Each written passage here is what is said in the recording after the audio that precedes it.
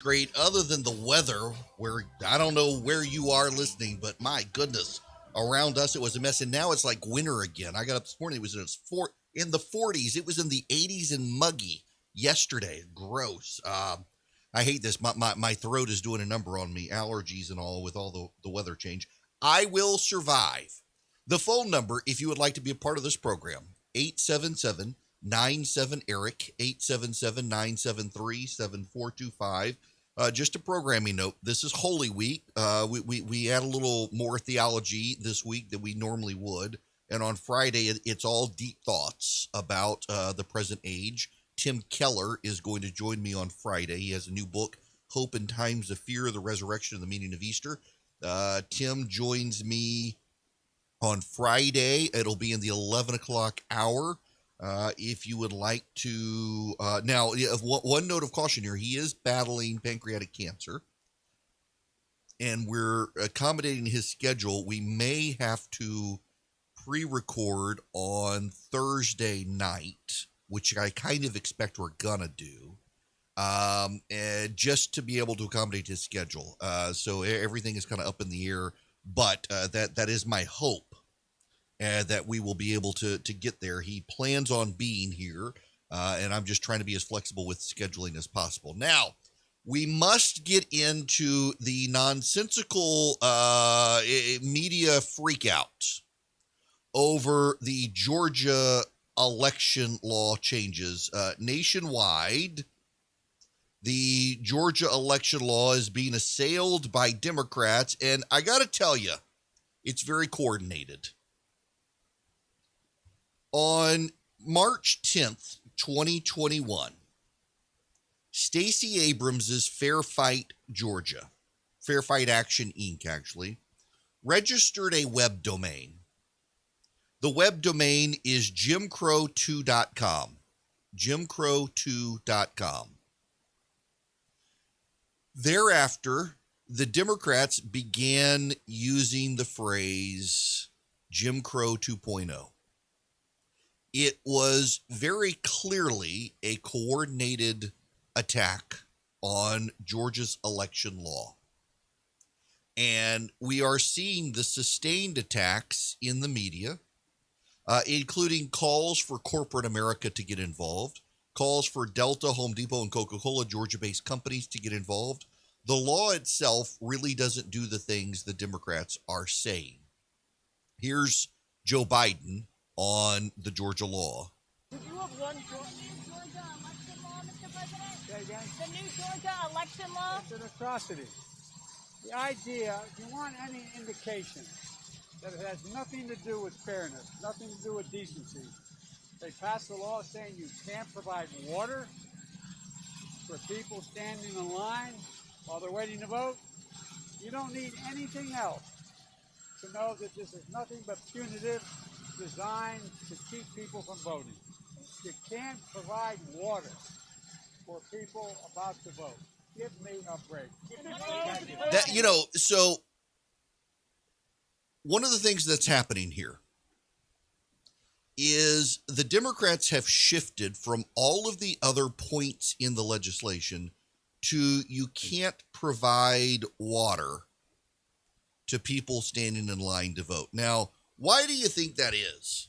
They've stopped talking about voter suppression. They've stopped talking about reduced vote times. They stopped talking about absentee ballots. They've stopped talking about all of that. Their focus is on you can't provide water to people voting. That's their claim, that you can't provide water to people who are going to go vote. That claim doesn't hold up under scrutiny. In fact, believe it or not, under Georgia law now, you can have food trucks at voting locations. I want to be real clear here. On May 10th, or March 10th rather, on March 10th, Stacey Abrams registers Jim Crow 2.0 as a website. The Democrats start claiming it's Jim Crow 2.0 shortly after she registers the website.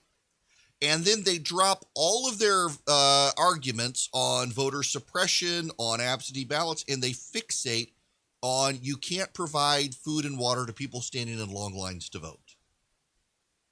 Why is that? Because it turns out in the polling, all the other measures are overwhelmingly popular, and we'll get into those measures. But I want to first focus on the fact that they claim you can't provide food and water to people voting. This is actually a lie. Now, let me start by saying, if you listen to this program, if you've listened to me, this is the provision of the law I think was stupid. I didn't think they needed to do it. I understood why they did it. But I think it's dumb. That being said, I think what's worse are the people lying about the legislation. The people lying, claiming that somehow you're not allowed to feed and water the voters, when in fact you can put food trucks and bans at voting locations under this Georgia law. Let's explain how this works. In Georgia, there is a long-held law that you cannot campaign within 150 feet of a polling location. In Democratic areas of the state, Democratic activists have been showing up within that 150 feet with bottles of water, sometimes with iTunes gift cards, to thank voters for standing in line to vote. They wear political T-shirts. When John Ossoff was running against Karen Handel in the special election in 2017, and then again in 2018 between Lucy McBath and Karen Handel, activists wearing Planned Parenthood T-shirts showed up at voting locations, handing out bottles of water and gift cards. And the Democratic local election officials, remember, in Georgia, local elections are overseen by local counties. And in the Democratic counties, they were saying, well, this wasn't electioneering. This was supporting the voters. This wasn't electioneering. This was the care and feeding of voters. Stacey Abrams' group ran with gusto and did it in 2020 as well. So what Georgia Republicans have done is they've closed the loophole now. When local Democratic officials said that it wasn't electioneering for Democratic activists wearing Democrat slogan or Democratic Party group T-shirts to show up and hand people bottles of water that are branded with Democratic logos and gift cards to thank them for voting, Republicans have now closed the loophole. Within 150 feet of a polling location, only voters are allowed to go. But voters are allowed to have water. In fact, polling workers are allowed to set up water and food stations as long as there's no attendant, except poll workers coming to check to make sure they're not out of water. Poll workers are allowed within the 150 feet to provide water for people standing in line. It's a clear and explicit piece of language in the legislation. Don't believe me? Let me read to you from the actual piece of legislation. This code section shall not be construed to prohibit a poll officer from distributing materials as required by law, which are necessary for the purpose of instructing electors, or from distributing materials prepared by the Secretary of State, which are designed solely for the purpose of encouraging voter participation in the election being conducted, or from making available self-service water from an unattended receptacle to an elector waiting in line to vote. You can do it. You can actually provide water. But beyond that, what happens outside the 150 feet? Outside of the 150 feet under this Georgia law, you can put up a food truck if you want. You can put up a food truck. The restriction is only within 150 feet of the outer edge of any building within which a polling place is established. Now, there's one more restriction. You cannot set up the food truck within 25 feet of any voter standing in line to vote at a polling place. Now, again, this has long been Georgia law. But in 2017, 18, and 20, Democratic activists started going within that 150 feet, wearing Planned Parenthood and other Democratic slogan T-shirts and handing out bottles of water with Democratic logos, and in some cases, gift cards thanking people for voting. And local Democratic counties said it was A-okay to do, that it was not some level of coercion or bribery. Now, even Chris Wallace on the Sunday shows on Fox News was just had no knowledge of this. The Democrats have outplayed the Republicans on this, as you would expect, because of Democratic sympathies in the media. But just because you hear it from Democrats doesn't mean it's true. I pointed out the truth on social media. Soledad O'Brien, the idiot who used to be on CNN, came after me calling me a liar for pointing out the truth. I'm not sure how a truth is a lie, but according to her, she didn't like that I was pointing it out, so she just labeled it a lie when it's actually the truth. Within 150 feet, there can be water stations for voters, and outside of 150 feet, you can put food trucks, you can have a band, you can have water bottles, people can leave the line and go get water, use the restroom, come back to the line, can do all of that under this Georgia law. You would never know that by listening to the media. Why? Because the lie is more important than the truth, because they feel compelled to lie about it, to make people feel victimized. It's what they do. But the truth is, you can have food trucks. You can have bottles of water. You can have people handing out food. You can do all of that stuff outside of 150 feet from the polling location. And within that 150 feet, you can put up water trucks. You can put up water stations, unattended, but water stations by local boards of election. The bottom line is this: under Georgia law, no one except voters and poll workers are supposed to be within 150 feet of the polling location. Local Democrats allow Democratic activists to do this. The loophole has been closed. Got to go back to 150 feet. Now, I'll tell you what's going to happen in 2022. We're going to see Stacey Abrams organize an effort for people to go stand up, get into the 150 feet mark, and get arrested, so that they might be in some ways martyred, trying to highlight the outrageousness of the law. Get prepared for it. You're going to see a bunch of Democratic activists want to get arrested to try to make a point. When in fact, if they were smart, they would be setting up food trucks 151 feet from the outer edge of the polling location and 25 feet from the line of voters. Set up the food truck. Feed people. Make it a thing. Make it a party. Enjoy it. But by the way, there's one other piece of legislation that you might need to know about. One more piece of this legislation.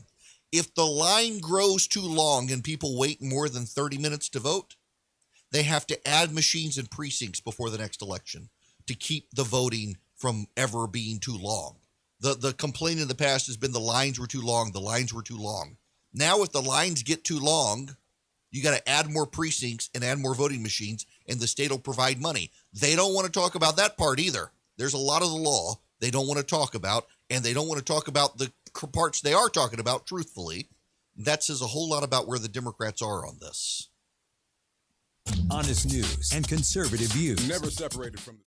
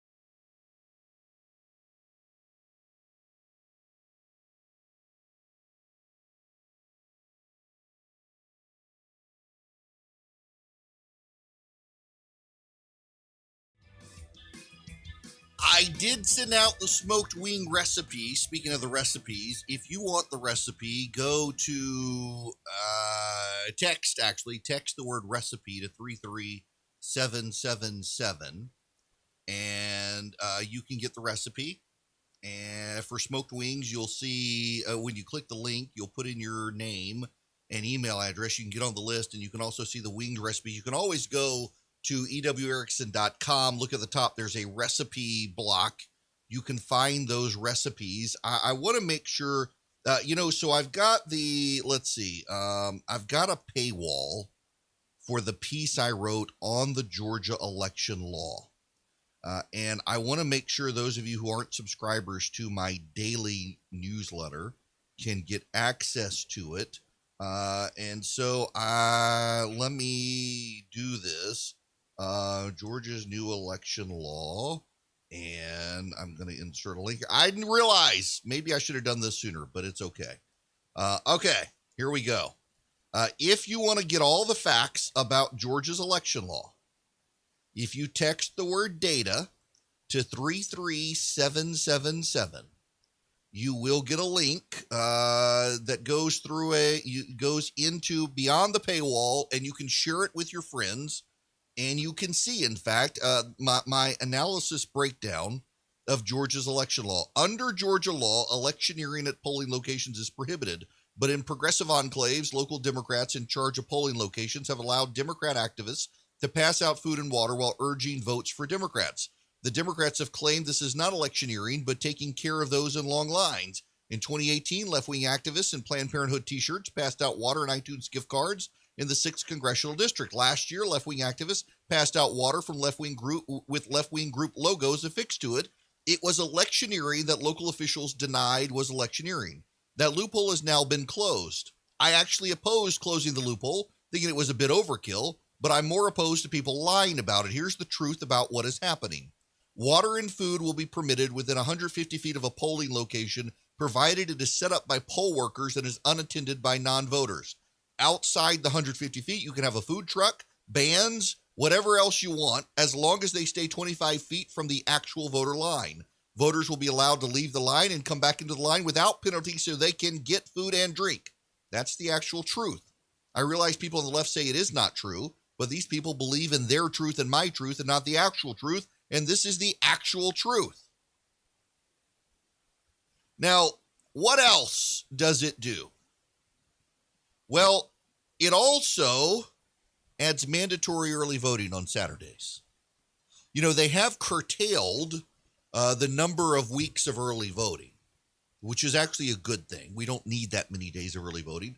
But in doing so, they added weekend voting. It used to be in the state of Georgia, you had one mandatory Saturday statewide for early voting. Now you have two mandatory Saturdays statewide, and populous counties can add a Sunday if they want. They get to add a Sunday. They don't have to add a Sunday. They get to add a Sunday if they want it. And the other thing is no more signature verification for absentee ballots. No more signature verification for absentee ballots. Now, under Georgia law, what we will do is we will put our driver's license number and birthday on the ballots. If we don't, the ballot will get rejected. We will put the driver's license number, and if you don't have a driver's license, a photo ID number. But wait! What if you don't have either one? Well, the state of Georgia requires, if you intend to vote, you got to have one. So the state of Georgia will give you one free of charge. Free of charge, so that you can vote. And you put that number on your absentee ballot form. Not just the form that you send in, but on the ballot envelope, there will be a spot for you to put your driver's license number and your date of birth. They will do it in such a way that you will not have to worry about voter theft or identity theft. The other thing the legislation does is it legalizes ballot drop boxes. But wait, you say, we already have ballot drop boxes, and they're restricting the ballot drop boxes. Well, yes and no. The state of Georgia does not legally have ballot drop boxes. The reason Georgia used ballot drop boxes in the 2020 election is because the governor of Georgia signed an emergency order on COVID-19. And that emergency order said to comply with guidance from the Trump administration. The Trump administration's Department of Homeland Security said use drop boxes to minimize people showing up at boards of elections with absentee ballots. So the state of Georgia deployed drop boxes. Now, if the governor's emergency order expires, drop boxes will go away. They won't be legal anymore. Instead, the state of Georgia has now legalized drop boxes. So you can put a drop box outside a board of elections so you don't actually have to go inside. You just go there, drop off your ballot, and it's got to be collected. The ballots have to be collected by two people, not just one, to minimize hanky-panky. And two, they got to be secured. They've got to be under surveillance 24/7, and they can only be accessible during business hours, 9 to 5. That's for ballot security. You don't want someone showing up at midnight when there are a pile of ballots in the ballot drop box, throwing a water balloon in there to bust and ruin all the ballots. You don't want that to happen. They want ballot security and ballot integrity. All you people on the left have been telling us for years the Russians are trying to steal the election. A great way for the Russians to co-opt the election is to destroy the ballot drop boxes in the middle of the night when they're filled up with ballots. This helps prevent that. It's common sense. It's a no-brainer. All of the hysteria that Democrats have been screaming about doesn't actually bear out in this legislation. It's all a bunch of scare tactics by the Democrats. Just a bunch of scare tactics.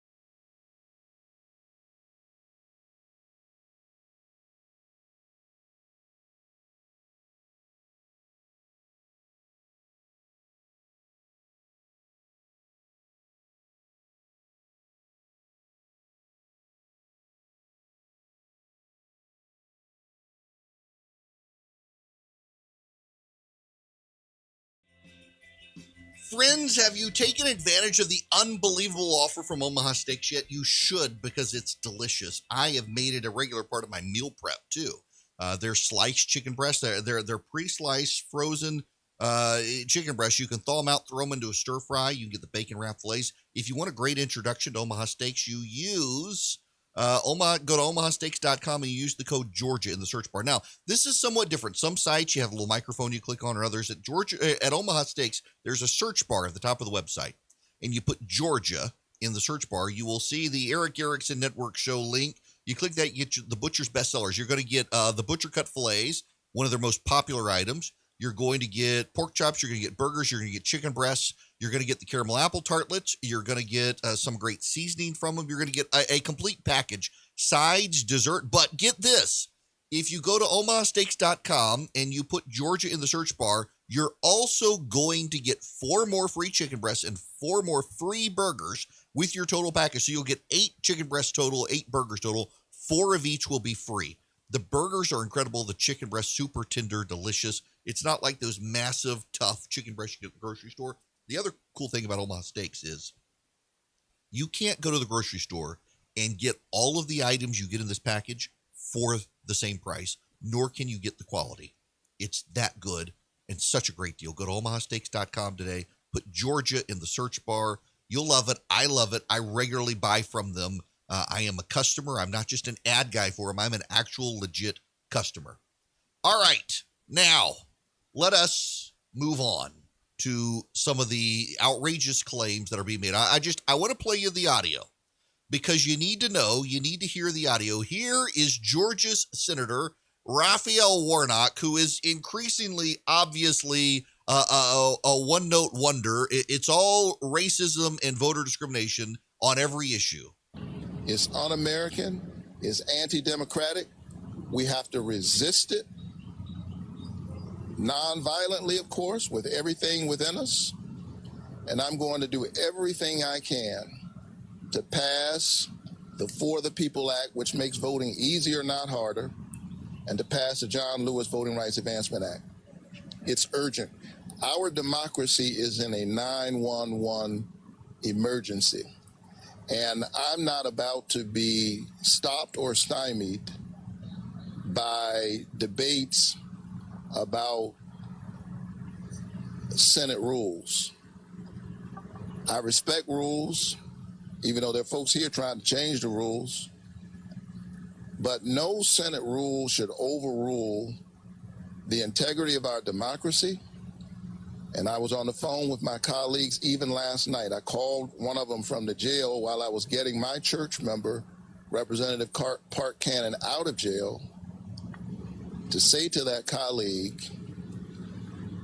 that it's a contradiction for us to say we must protect minority rights in the Senate, while right now here in Georgia, they're trying to crush minority rights in the society. Yeah, trying to crush minority rights. By the way, notice the mention of Park Cannon.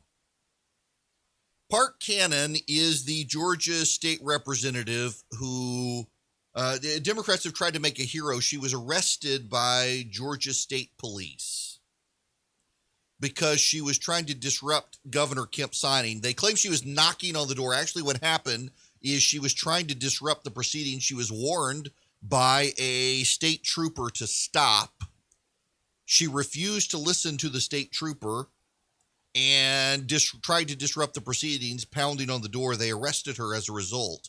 The Democrats, she was just knocking. No, listen, that's like the people who stormed the Capitol saying, "Oh, it was public property. We were just wandering around."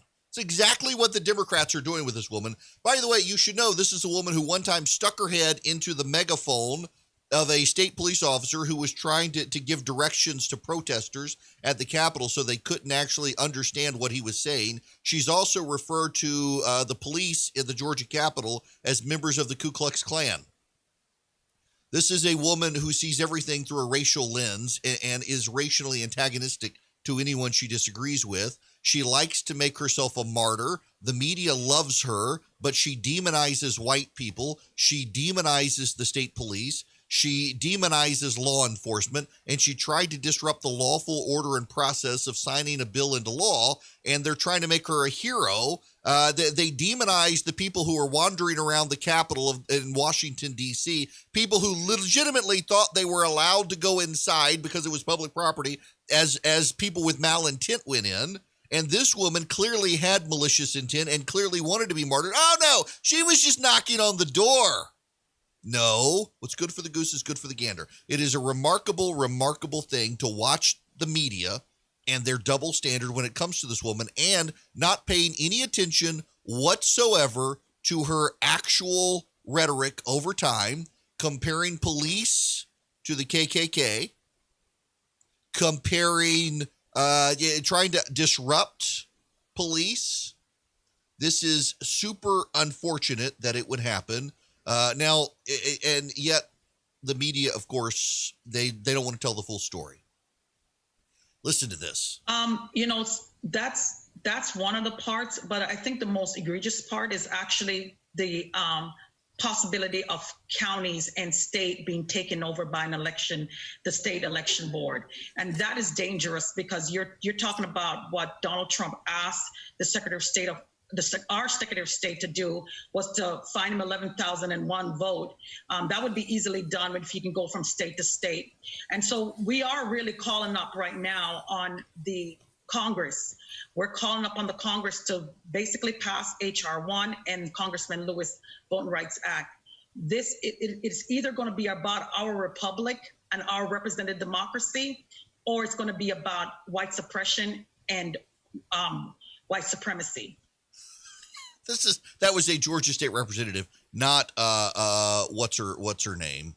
This is Martin Luther King III. Well, first of all, it's a very sad day for this state.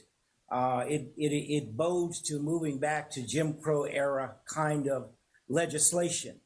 The impact certainly has the potential to reduce voters, particularly of color, who normally would have, all voters would have a longer time to vote. I think there's something in that legislation that says you can't even bring somebody water. How inhumane can these legislators be? Starting, even though the governor didn't vote, he, of course, approved it by signing the legislation. It's not surprising. It's greatly disappointing that our state has gone in this direction. As I said, and as I have noted, and as the law itself documents, you can give water, but why let the facts stand in the way of good talking point? Here's the DNC chair. Well, Mika, we are going to do everything we possibly can within our power to fight back against these laws. We're going to take them to court. There's a lawsuit already pending against the Georgia law, but we're also going to fight this in Congress as well. And listen, this isn't anything new. I'm a son of the South. I grew up here in South Carolina. One of the last things I did with my grandfather was vote. He passed away in 2004. And that day, I sat on the porch with him, and he reminded me of the history. He said, Jamie, here in South Carolina, I was not always considered a whole man. I wasn't always allowed to vote. And he said, Jamie, never let anybody tell you that you don't matter and that you don't count. What Georgia has done in this bill is, in essence, said to a group of folks in Georgia that you don't matter and you don't count. From even criminalizing giving somebody a bottle of water. Notice the talking point. This is America. This is not Iraq or something over in the Far East. This is America, where we send our sons and daughters overseas to fight for democracy in other countries. But over here, the Republican Party does every damn thing that they can in order to take the right to vote away from duly qualified Americans. And it's not right, and we're going to fight back against it. I know they believe this stuff, but it's simply not true. And it doesn't matter how often they tell them this, but this is important. They've internalized the lie. They believe the lie. And it is a big lie that they believe, that Republicans are out to suppress the vote. Notice how over the last number of years, Democrats have been engaged in this effort to convince people Republicans are the party of racism and racists. The reason they're doing it is because they see the numbers, Black, Hispanic, and Asian voters leaving the Democratic Party as the Democratic Party increasingly gets white and woke. They're fearful of it, and the only thing they have in the identity politics land that they play in is racism and the race card. Here's Raphael Warnock again. Oh, I think the president is engaged on this issue.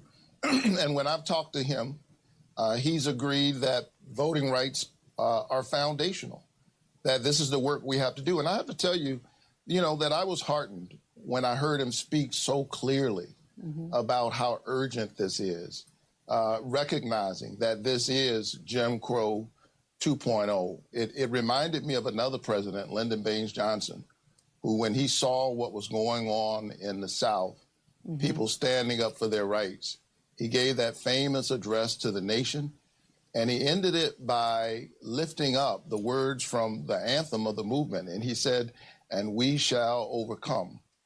There's nothing to overcome with this law. It's going to be by the way, when you go vote next year, the only difference is going to be Democratic activists trying to get themselves arrested. That's it. Now listen to Dana Bash on CNN about this. Georgia-based corporations like Coca-Cola and Delta are facing intense criticism for not doing more to publicly oppose this law. Organizations like the PGA, the MLB are also under pressure to move high-profile events like the Masters and the All-Star Game out of your state of Georgia. Does corporate America need to be more forceful in denouncing this law? Should boycotts be on the table? I think we all have to use our voices. And I have to tell you, as the pastor of Ebenezer Church, I've seen these corporations falling over themselves every year around the time of the King holiday, celebrating Dr. King. And yes, I think that the way to celebrate Dr. King is to stand up for what he represented, voting rights. And so we will see how all of that plays out. But I'm focused on what we can do in the United States Senate. We have a responsibility to make sure that we secure the franchise. And when we do that, we protect the democracy. And I think also we set the climate for business. We want to see people prosper, particularly who have been suffering for months under this pandemic.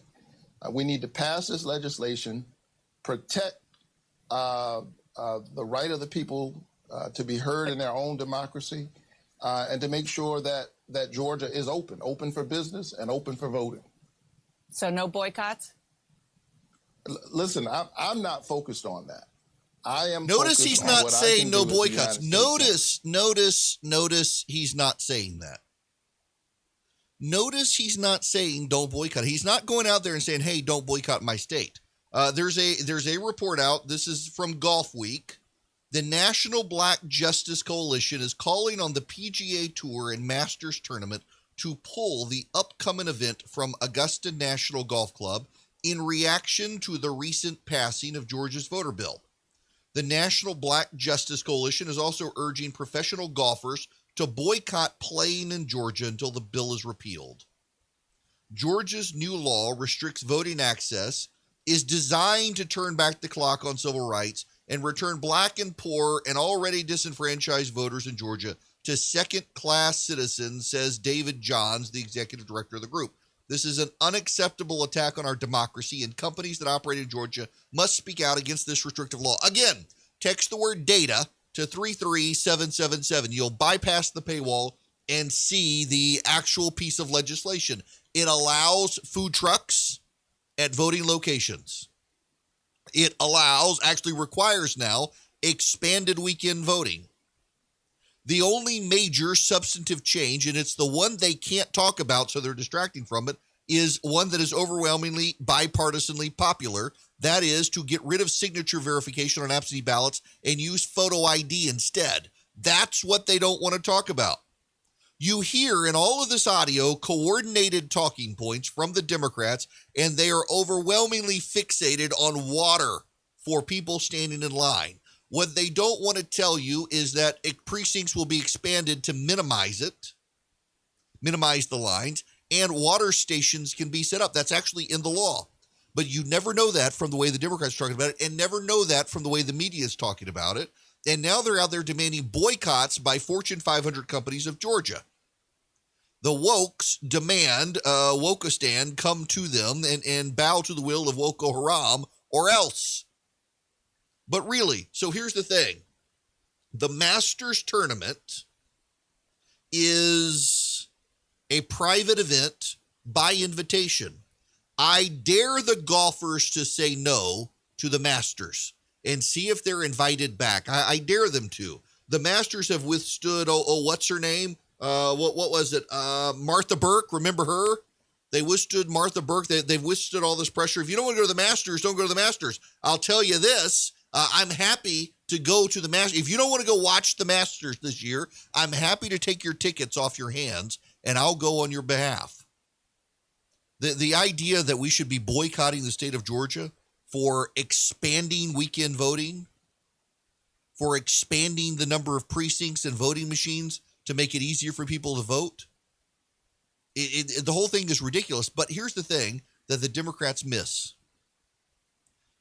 This is about psychology. It's not actually about fixing anything. And you need to understand that, and I'll explain that to you when we come back. You can follow Erick around social media.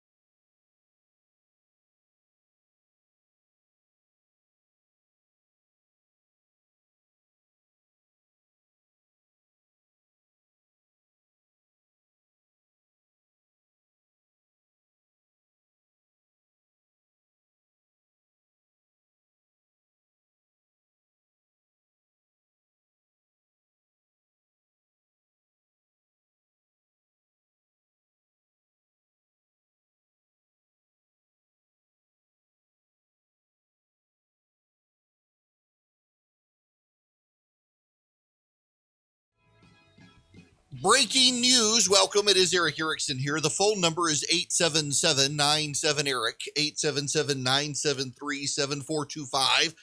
Breaking news. The Suez Canal is no longer constipated. The Ever Given has now on the move. I mentioned this the other day, and it's worth reminding you again. Harold Macmillan, the British Prime Minister, when asked what could throw off his game, essentially said events, dear boy, events, to the young man who was asking him. A gust of wind is what caused the Ever Given tanker ship to run aground in the Suez Canal, to turn sideways. This morning, they freed the Ever Given, and as soon as they freed it, another gust of wind got it stuck again. They have now freed it again. It is on the move through the Suez Canal. People are helpfully putting up pictures showing the Ever Given moving through the Suez Canal. Shipping containers, ships have been routed around the Cape of Good Hope in South Africa, which adds weeks to a journey. Costs could be going up. Some ships decided to wait in place in belief that they could move it soon. Good call for them. But it is remarkable how events can change things so quickly. One of the problems we have in our economy right now is there isn't a lot of slack in the economy. There isn't a lot in the housing market. We don't have a lot of available wiggle room because of interest rates. If inflation goes up, you may see taxes go up. We got to talk about that in the next hour. Some Democrats are already starting to complain about taxes on the rise. And we're going to have to be very careful as a society moving forward, because little events could have butterfly effects essentially and amplify big things. A gust of wind flipped a tanker on its side, which potentially is going to drive up energy and supply costs, which is going to trigger inflation, which could trigger tax increases. It could happen. We will see. Now, I need to make a point here. Democrats are right about only one thing with Georgia's election law. They are right that the reason Republicans did it is because of the November election. They are wrong, though, to think it is because they won. It has everything to do with the psychology of the Republicans having lost for the first time since the early 2000s in Georgia. Republicans believed the lie that the election was stolen. 427,200 Republicans stayed home in the runoff, costing 2 Senate seats. The Republicans are not passing this election bill to suppress votes. They're passing this bill to get Republicans' heads back in the game. The actual piece of legislation only does one major substantive thing.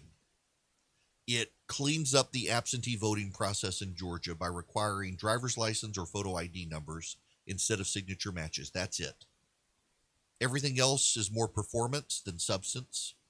But the Democrats complaining about it all is what helps the Republicans more than the law itself.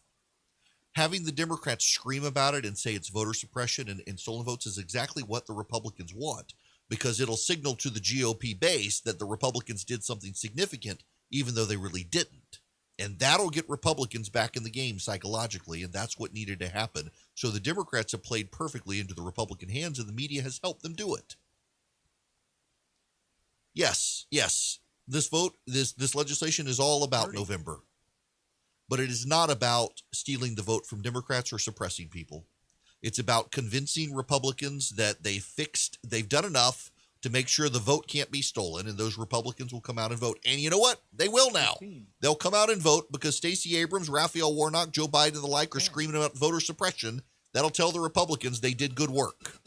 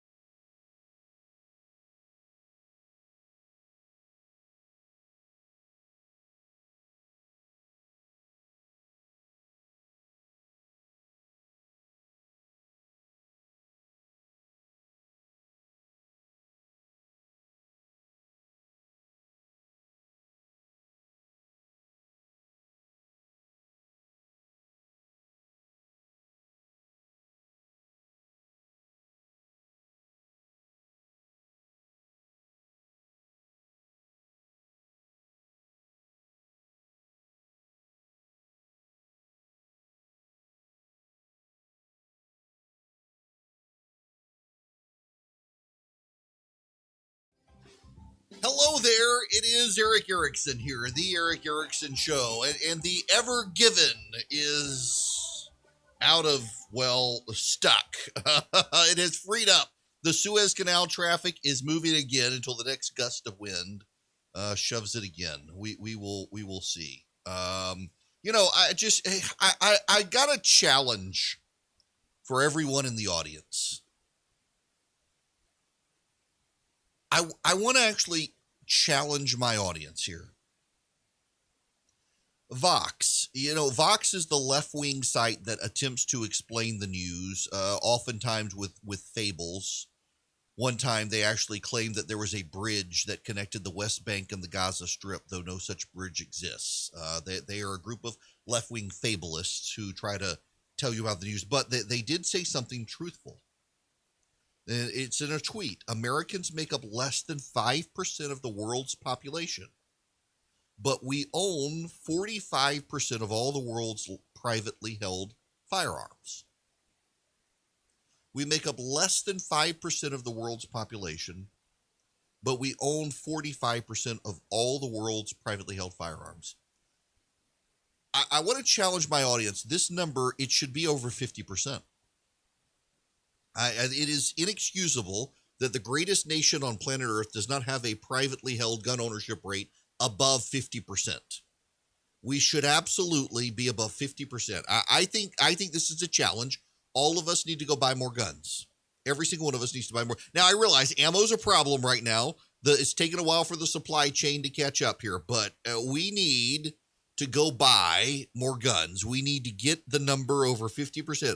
Less than 5% of the world's population and 70% of the world's guns. That should be our goal, and we should accept nothing less than being the best in everything, including gun ownership.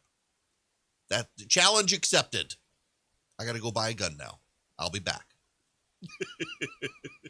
All right. We must move on to other things beyond the Georgia gun bill. Several people emailed, though, and said they couldn't get in to read the piece I had written explaining it. I have fixed the problem. If you text the word data to 33777, you will get in. You'll see the top link will be to the piece I wrote on Georgia's election law and how it allows food trucks and all sorts of other stuff out there. Now, the second link that you will get back is a link to order Tim Keller's new book, Hopes and Times of Fear. If you don't know who Tim Keller is, my sister was quibbling with me the other day. She said, in your world, maybe. No, legitimately, Tim Keller is probably the most famous Protestant theologian on planet Earth at this point. Probably the world's the most Protestant, the most popular theologian outside of the Pope. The man's books have been translated into dozens and dozens of languages. His books sell worldwide. People sneak them into China for other people. He's a highly popular theologian. He founded Redeemer in New York City as a Reformed conservative Presbyterian outreach church. It got a massive attendance in New York. He's retired from there. It's very interesting in that when he was there, oftentimes he spoke into culture against a lot of what conservative evangelicals were saying that kept people out of churches. And as he has gotten older now, he's speaking against a lot of liberal theology, essentially almost walking the tightrope of faith, trying to balance between grace and law. He's a fascinating guy. The older I've gotten, I used to read criticisms of Keller. I was like, what on earth? Who is this guy? And then I started reading what he actually said and realized how badly he gets mischaracterized by a lot of people. He's a little more nuanced than some people want to give him credit for in an age that doesn't like nuance. He is a deeply conservative evangelical pastor. He speaks out stridently these days against non-biblical sexual ethic, and that has gotten him attacked by the left repeatedly. And he's got a book out, Hope in Times of Fear. He has pancreatic cancer. He's been battling it for some time. I have been doing a Good Friday show for 10 years now. This will be the 10th one. I've never had a guest, and Tim Keller is going to be my guest this coming Friday for the Good Friday show. Looking very forward to that as we focus on the most important event in human history on Friday, as we always do. Now, I want to move on. The phone number, if you want to be a part of the program, is 877-97-ERIC, 877-973-7425. We must talk about the border situation, which doesn't appear to be getting a whole lot better out there. It looks as if the situation continues to deteriorate, and the media, frankly, is in wholesale denial about it. Here's Ted Cruz. Well, Maria, good morning. It's good to be with you. We spent a day and a half down at the border, and I'll tell you, it is bad. I've been to the border many, many times. It is the worst that I've ever seen it. It is a full-blown crisis. Last month, the month of February, we had over 100,000 illegal aliens crossing over. Roughly 30,000 of them were unaccompanied minors, kids.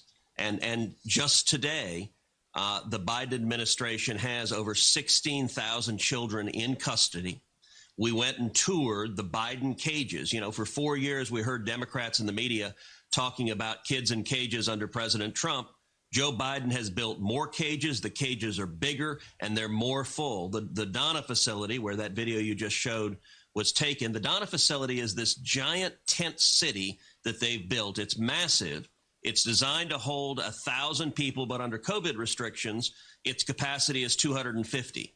It right now has over 4,000 people in it. It is at a 1,500% capacity, and that meant you saw in these cages children, little boys and little girls, side by side. They're not 6 feet apart. They're not 3 feet apart. They're not even 6 inches apart. They're lying on the floor. There are no beds. They're lying on the floor side by side. They're covered with aluminum foil emergency blankets. And in that facility, the children there are testing positive for COVID at roughly a 10% rate. So they're locking them in these cages where COVID in a pandemic is a real risk. It is inhumane. It is unconscionable. And it's the direct result of the political decisions that Joe Biden has made. You know, it's kind of funny. Fareed Zakaria, the left-wing host from CNN, has a piece in the Washington Post today. And it is a piece that essentially acknowledges that Donald Trump was right without wanting to acknowledge Donald Trump was right. The headline, Biden's generous immigration policies could turn out to backfire. Within hours of being inaugurated, President Biden began to roll back Donald Trump's most egregious immigration policies, including the Muslim ban, which Biden called a stain on our national conscience. He signed 6 executive orders, all geared toward a more humane and generous policy, and outlined an ambitious proposal for comprehensive immigration reform, including a path to citizenship for the more than 10 million undocumented immigrants living and working in the United States. The Biden administration has begun the work of reversing literally hundreds of other rules, regulations, and fees put in place by Trump, all designed to make it harder for foreigners at every stage of the process, from tourists to immigrants, to enter or stay in the United States. Unfortunately, all these vital efforts could be undermined by decisions that are producing a new immigration crisis on the southern border. In recent years, hundreds of thousands of Central Americans have tried to enter the United States to ask for asylum. The Trump administration initially used cruel tactics, including separating children from their parents and putting them in cages, something Barack Obama also did, but eventually arrived at a practical policy. Wait, what? He's saying Trump had a practical policy? It stopped taking in asylum seekers at the southern border, forcing them instead to wait in Mexico for their cases to be resolved, and it negotiated agreements that allowed the United States to send people back to Central America to seek asylum in a neighboring country rather than in the United States. Now Biden has overturned those policies, and that, combined with expectations of a more generous approach to immigration, has contributed to the current surge of migrants. The truth is the asylum system is out of control. The concept of asylum dates to the years after World War II, when the United States created a separate path to enter the country for those who feared religious, ethnic, or political persecution, a noble idea born in the shadow of the United States' refusal to take in Jews in the 1930s. It was used sparingly for decades, mostly applying to cases of extreme discrimination. But the vast majority of people entering the southern border are really traditional migrants fleeing poverty and violence. This is a sad situation, but it does not justify giving them special consideration above others around the world who seek to come to the United States for similar reasons, but patiently go through the normal process. Trump already smells blood. Having been elected in 2016 in some large measure because of fears about illegal immigration, he is already attacking Biden. It dominated his speech at CPAC, in which he accused Biden of triggering a massive flood of illegal immigrants into our country, the likes of which we've never seen. Last week, he issued another statement claiming many of these people were criminals and COVID carriers, and now he's going to the border. Have y'all heard about this, by the way? Donald Trump is headed to the border. He's going to highlight what happened. Now, here's the thing. What Zakaria calls for, Fareed Zakaria calls for, is we need an immigration policy that brings in the best and the brightest. Not just everybody and not just the poor from the southern border, which is exactly what Donald Trump called for. A policy that brought in the best and brightest immigrants to the United States. And the Democrats said, no, you got to bring in everybody or nobody. The Democrats attacked Donald Trump for his policies, and now they're calling for the same policies. But not only that, they are also undermining common sense policies. Even Fareed Zakaria has to say in the Washington Post that Trump ultimately hit on a practical solution. And it's gotten so bad that the Biden administration doesn't want people to even go down to the border and see it. Here's Chris Wallace to Jen Psaki, the White House press secretary. Is committed to that. Just last week, we had a pool camera, including providing footage to Fox News just last week into the shelters. We want to provide access into the Border Patrol facilities. We are mindful of the fact that we are in the middle of a pandemic. We want to keep these kids safe, keep the staff safe, but we are absolutely committed to transparency and providing access to media to the Border Patrol facilities, and we're working to get that done as soon as we can. But just to clarify, Jen, that what you allowed a camera crew in to see the HHS facilities. What we're talking about here are the Border Patrol facilities, the detention cells, there is a law that let me just finish, that they are not allowed to be there for more than 72 hours. Many of them are there for 10 days. At this point, in terms of allowing access to Border Patrol facilities for reporters, you are being less transparent than the Trump administration. Well, first of all, Chris, the Trump administration was turning away kids at the border, sending them back on the treacherous journey, or they were ripping kids from the arms of their parents. We're not doing that. We are committed to allowing cameras into the Border Patrol facilities. Absolutely. I will also say we're committed to solutions. That's why I noted that we reopened or opened 3 facilities that have almost 7,000 beds to allow for processing these kids more quickly out of the Border Patrol facilities. We absolutely agree these are not places for children, and our focus is on solutions and moving them as quickly as possible. We're also making sure we're processing kids more quickly at the border. Some of these kids come with a phone number in their pocket. It might be of a parent. Right. We want to make sure we're breaking through the red tape and getting them to their parents as quickly as possible. But you don't want to actually allow anyone to see it. No witnesses. None. Here's Senator Tom Cotton. And you see the consequences of Joe Biden's failed policies. There are literally signs on the ground pointing these migrants in the direction to the Border Patrol agents, because they're not running away from the Border Patrol. They're running to the Border Patrol because they know that Joe Biden's policies enable them to stay in this country, even when they have no legal right to stay in this country.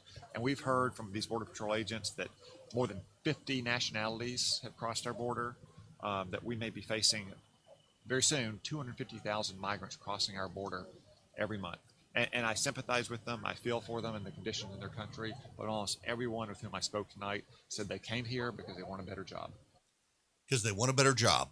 And now suddenly you got Democrats say, well, maybe Trump was right. We can't admit it, but maybe he was right. And maybe, just maybe, we need to go for high-skilled immigrants and not these people coming across the border. Remember, it was racist to say such a thing when Donald Trump was president, and now suddenly the Democrats are saying it. Well connected and well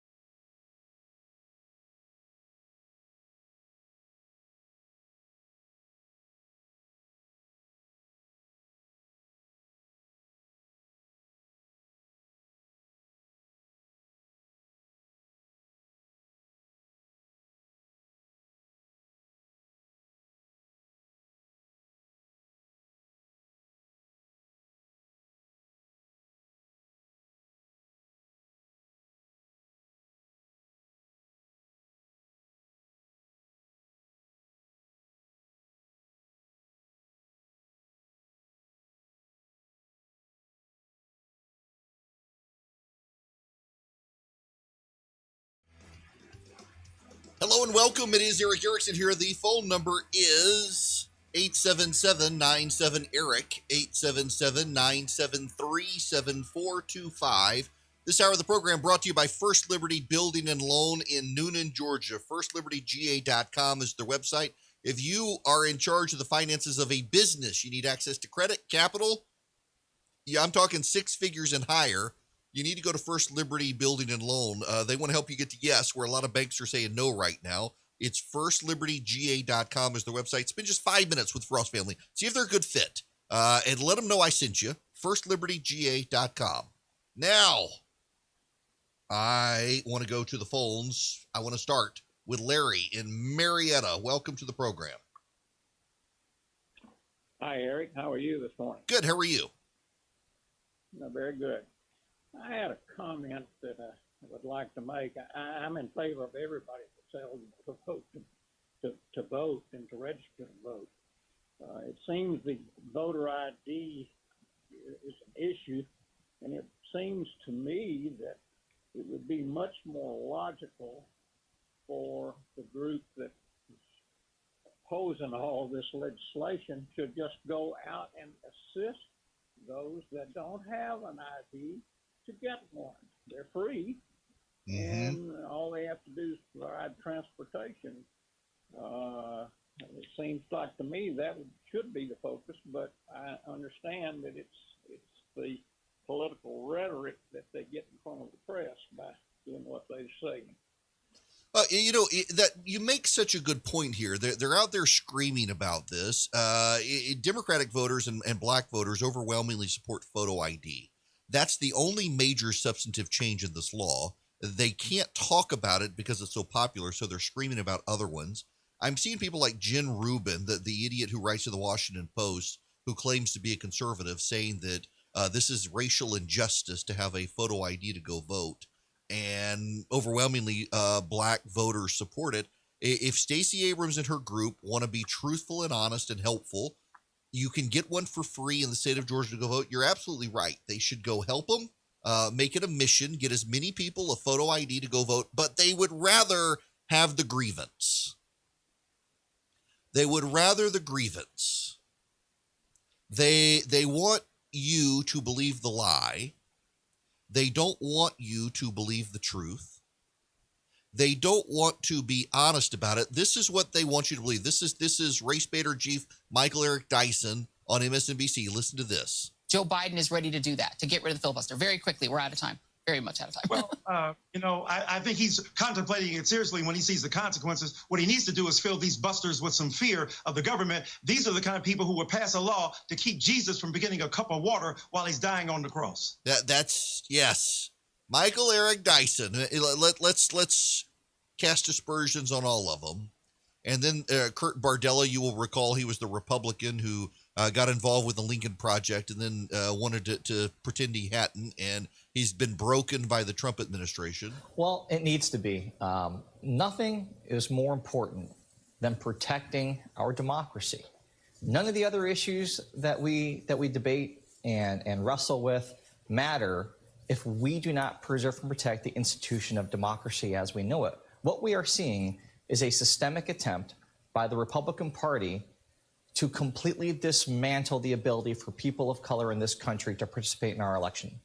They know that they can't win if all of us show up. They know that going forward, we are going to be a majority-minority country in America. And so they're trying to rig the game before it's even played. We're getting to a point now where a person of color who is an elected official in the state can get arrested for knocking on the door of the governor. That's the vision of the future that the Republican Party sees when it comes to communities of color. They want to do everything they can to use the instruments of power that they currently have to cast off people of color, to hold them at the mercy of white law enforcement, and to make sure that they cannot vote. It is absurd that we live in a time where a law can be passed by Republicans who, by the way, used to spend all day whining about executive overreach, the overreach of government, be wary of big government. Well, where the hell are those Republicans now when they're saying you can't even get a bottle of water when you're in line to get to vote? This is a guy who used to be in the Republican Party, kind of explaining why the Republican Party has sucked so bad for so long. When you're that prone to fall for talking points you hear in the media and accept them as true, and clearly despise your own side, talk about unfortunate. He was a Republican, worked for Republican leaders, and now attacking them with mischaracterizations by the media. 15. It's any wonder the Republican Party is in the state that it's in. Now, when we come back, I got to juxtapose two clips for you that you will love.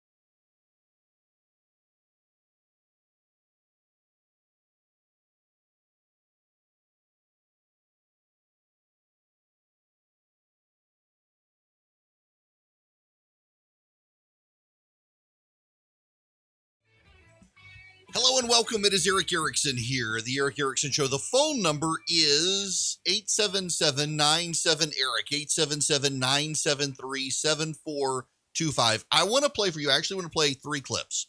One of them I want to play is Senator Tom Cotton. I played this clip earlier in the program, but listen one more time to Tom Cotton. You got to understand this to set up the context of what I'm about to play. This is Tom Cotton. And you see the consequences of Joe Biden's failed policies.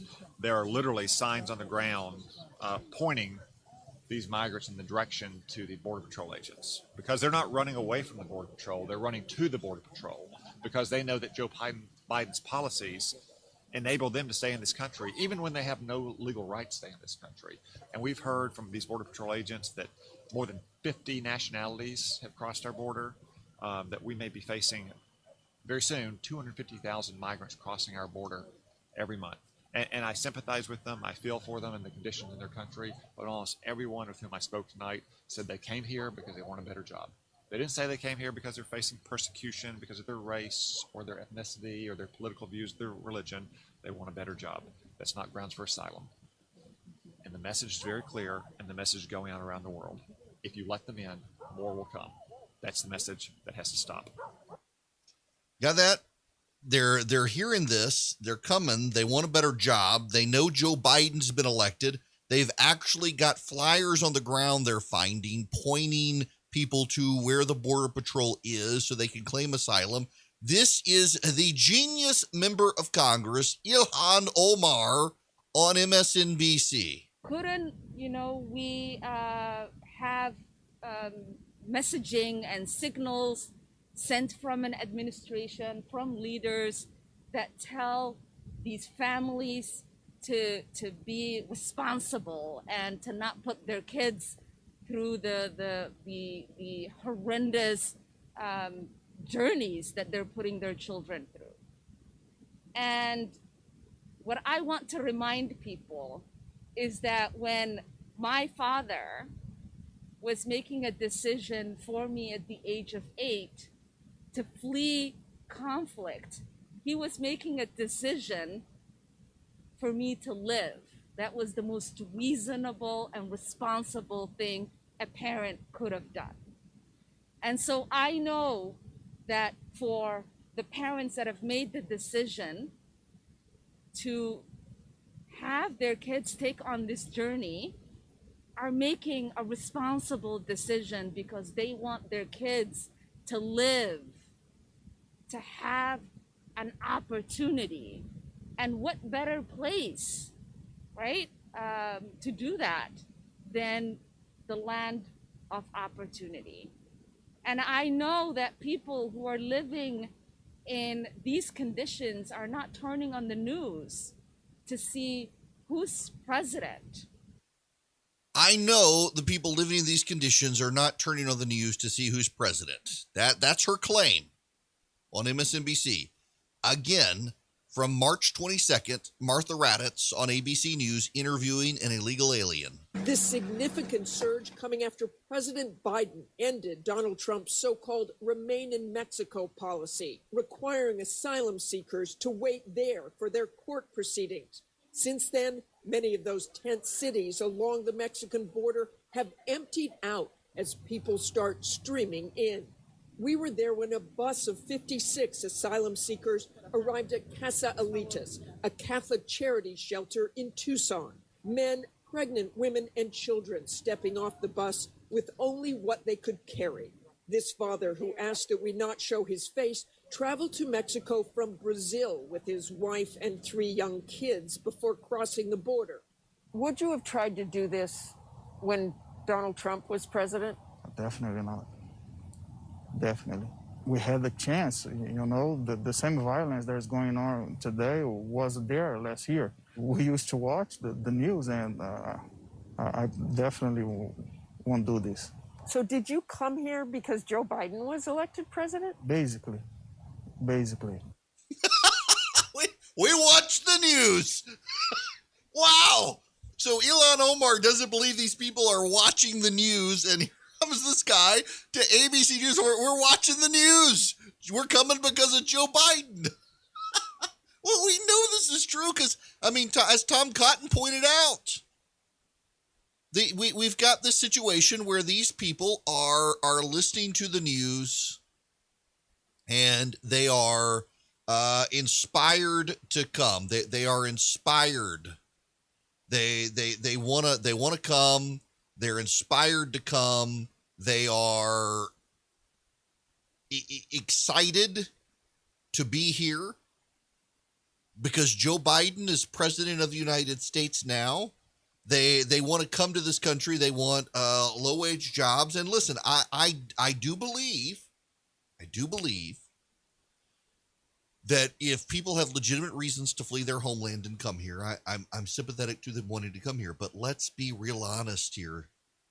Not to quote Fareed Zakaria, because I'm not really a big fan of his, but a lot of these people are just coming here for a better life, and there are a lot of other people who want to come here for a better life, and these people think that because Joe Biden is president, they can skip the line and come in. And we have rules and we have processes, and the Democrats don't seem to want to adhere to the rules and processes, and they scream racism about any process they don't like. And we're going to have problems because of it. You know, by the way, the White House is asking, the Office of Personnel Management has sent memos to agency heads looking for volunteer deployments to the border. The Biden administration is asking government volunteers to manage the migrant situation. OPM is asking for 120-day volunteer deployments. Here's the quote from the spokesperson for OPM. We are actively working to screen, process, and deploy volunteers while continuing our recruitment efforts and exploration of other avenues to bolster staff resources at the border.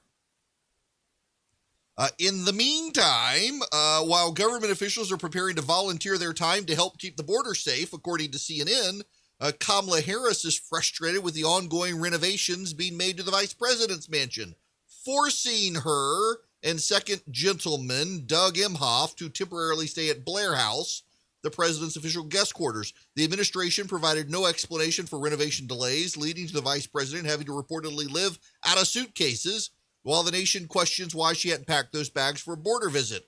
Harris, in fact, laughed while responding to a question from a reporter Monday who asked if she'd be headed south soon. She replied with what some called a cackle, "Not today." I remember the cackle. I didn't even want to play it on radio because it was such an annoying sound. My goodness gracious. Okay, here's what we got going on here. The Biden administration can't admit they made a mistake. See, one of the problems that the Democrats are having to recognize, they internalize the idea that everything Donald Trump did was bad.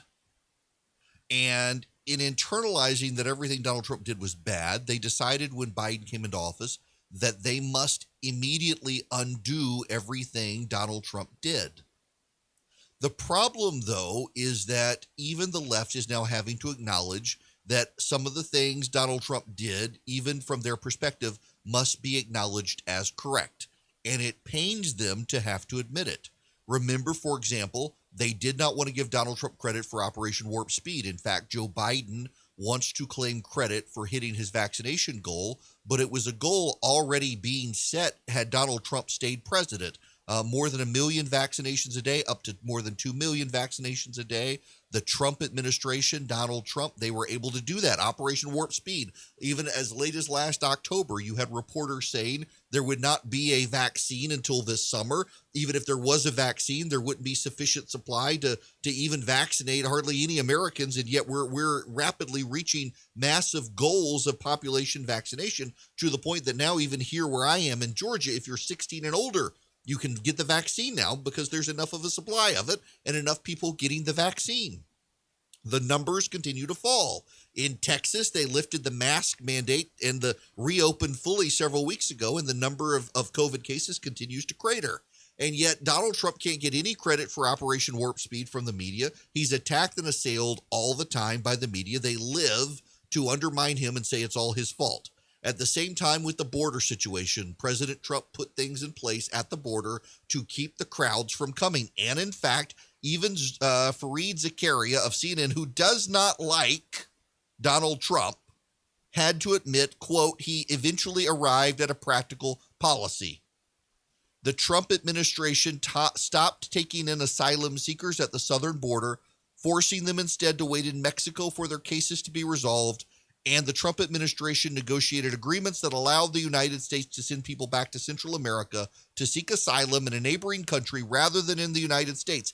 Now Biden has overturned those policies, and that, combined with expectations of a more generous approach to immigration, has contributed to the current surge of migrants.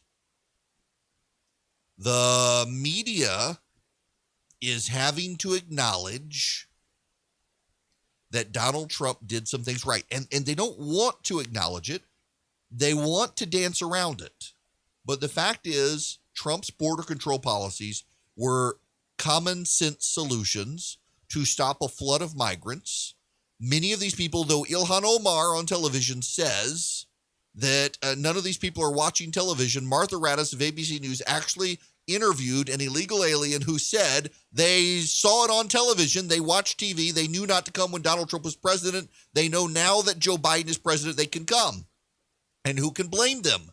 Donald Trump or Joe Biden in the run-up to his swearing in were telling migrants at the border help was on the way. Joe Biden and Kamala Harris in the days after the November election were saying they would fundamentally transform the migration process. They would fundamentally transform border control processes, and they would fundamentally transform the immigration processes. Biden went out of his way to suggest he was going to offer amnesty to illegal aliens, and they took him up on his word. Turns out they did watch television, and they came, and they've caused a crisis at the border. Now, the Biden administration can't acknowledge it's a crisis, but there was a poll out over the weekend. I think it was Pew or some other pollster did it. And no, I'm sorry. It was CBS News. CBS News did the poll. 48% of Americans believe it's a crisis. 48% say it's a crisis. Another 20% believe it's not a crisis, but a critical situation, critical or serious situation. So more than 60% of Americans believe it's a serious situation or crisis. Less than 40% of Americans believe it's not a serious issue. Those are all the Biden apologists. Even the media has to deal with this issue. And now you've got, what's his name, Brian Stelter and others, the media reviewers on CNN and the like said, people are upset with the media coverage of Biden. They can't believe that these people would question Biden. I saw some guy in the Washington Post the other day say the media has embraced right-wing talking points about the border. You don't have to embrace right-wing talking points. You can go to the border yourself and see the problems. And they're willfully denying those problems. Willful denial of the problem. And yet, the situation continues. The Biden administration has dug in its heels.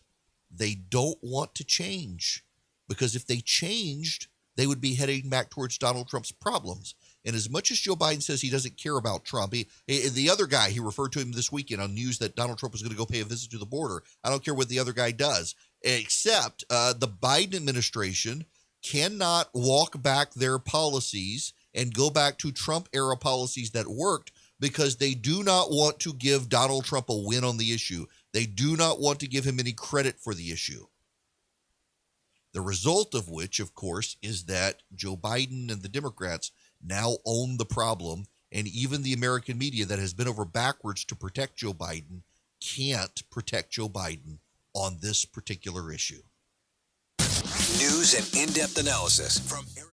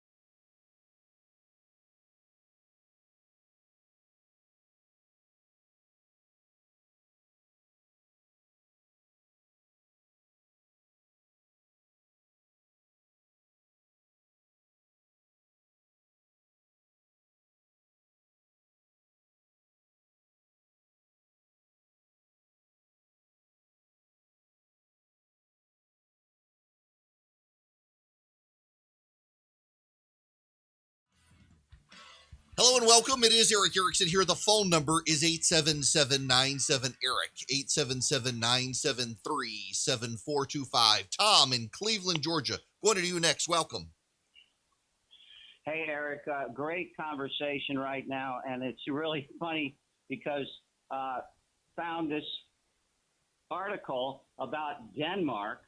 And this is what their prime minister is saying.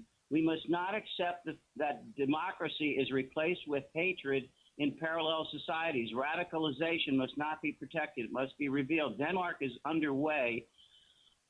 Of getting rid of, these areas in their what they call parallel societies, and where it's a high number of non-Western immigrants who refuse to become integrated. And I think we all need to look up. I don't know if you want me to tell you the website that I found this on, but there are other links there. I can say that if you want me to. I will track it down. I'm fairly sure I know what you're talking about. And interestingly enough, so the Queen in Denmark has been the monarchs in Europe now are pretty much figureheads, although Queen Margrethe of Denmark has frankly a little more power than Elizabeth in Great Britain. People don't realize that. She has been very open and insistent that any immigration policy that Denmark employs has to involve the integration of people into society, and they should not be afraid of assimilating people into Danish society. She's been very, very critical, frankly, of this modern, or really postmodern idea of the salad bowl of immigration. Now, for those of you who don't know what I'm talking about, there's a theory of immigration that is the traditional American Western European theory of immigration, which is the melting pot, that all of our cultures blend together into something beneficial for us all. You see this in the American love of tacos, frankly. That's an easy way to understand it. The American love of tacos. Tacos are as American as a hamburger. And it is through Mexican immigration into this country that it has taken hold. Tex-Mex is a thing in every part of the country now. And Americans love it as much as people south of the border. Well, postmodern immigration theory involves the salad bowl. The salad bowl is everything is piled together, but everything is uniquely kept its own. The lettuce is still the lettuce. The tomato is still the tomato. The cucumber is still the cucumber. Everything you can think of that's in your salad remains distinct and can be separately pulled out. And any attempt to blend it all together is considered bad. So modern immigration is the melting pot where everything blends together into a homogeneous whole that is more savory, more tasty than all of the individual parts. Postmodern immigration is the salad bowl where everything must be kept distinct. The Queen in Denmark, I distinctly remember this was about 5 years ago, came in for some withering criticism by left-wing academics in Denmark over her insistence that Danish immigration policy prioritize assimilation into Danish culture as opposed to keeping distinct culture. It's something that we in this country, frankly, need to get back to. There's nothing wrong with American culture, and frankly, we need people to further embrace American culture when they come here. And frankly, most people want it. It's actually the second or really the third generation American immigrants we're seeing in this country who are the ones who are most opposed to integration into American society. Those are the ones that they are American citizens, and those are the ones who we've got to push back against. And we've got to take a strong stand with immigration in this country in favor of an assimilationist policy. You know, my grandfather was an immigrant from Sweden, came over young, and essentially was forced to learn the language and integrate into American society. Jumped ship in Philadelphia, and he was made a part of American society. In fact, he didn't care for cold weather. As a Swede who hated cold weather, moved to Miami, Florida over time. That's where my dad was born. And what's so interesting is to hear family stories of him where basically it was sink or swim. If you're an immigrant, come. Or not to drag Omaha Steaks into this discussion, but the family of Omaha Steaks They fled religious persecution in Latvia. They were Jewish, and they fled religious persecution. They came to New York City and ultimately got on a train and decided to jump off the train in a place that looked like home. And so they jumped ship in Omaha, Nebraska. It looked like the capital of Latvia from which they had fled. And they integrated themselves into that society. And they started essentially a meat cart and made lunches for people and expanded over time. And they integrated into society. They did not stand distinct from society. They certainly had their culture and their traditions, but they integrated into American society. They are an American success story. So many of the great American success stories are stories of immigrants who came into this country and integrated into society instead of standing apart from society. It's something to keep in mind there as we move forward. Now, we got to move on. We got a lot of stuff. I am falling behind on all the stuff that I wanted to talk about today, including the Biden tax increases. We're going to have to get to the tax increases and the carjacking, the awful carjacking in D.C. But first, when we come back, we've been talking a lot about critical theory. The intellectual standard bearer and founder of the idea of critical theory is Michel Foucault, a French philosopher. Turns out he was raping kids back in the day and then came up with critical theory. Yes. Oh, there are tie-ins. Believe it or not. We should discuss this so you have all the facts when your friends trot out critical theory when we come back.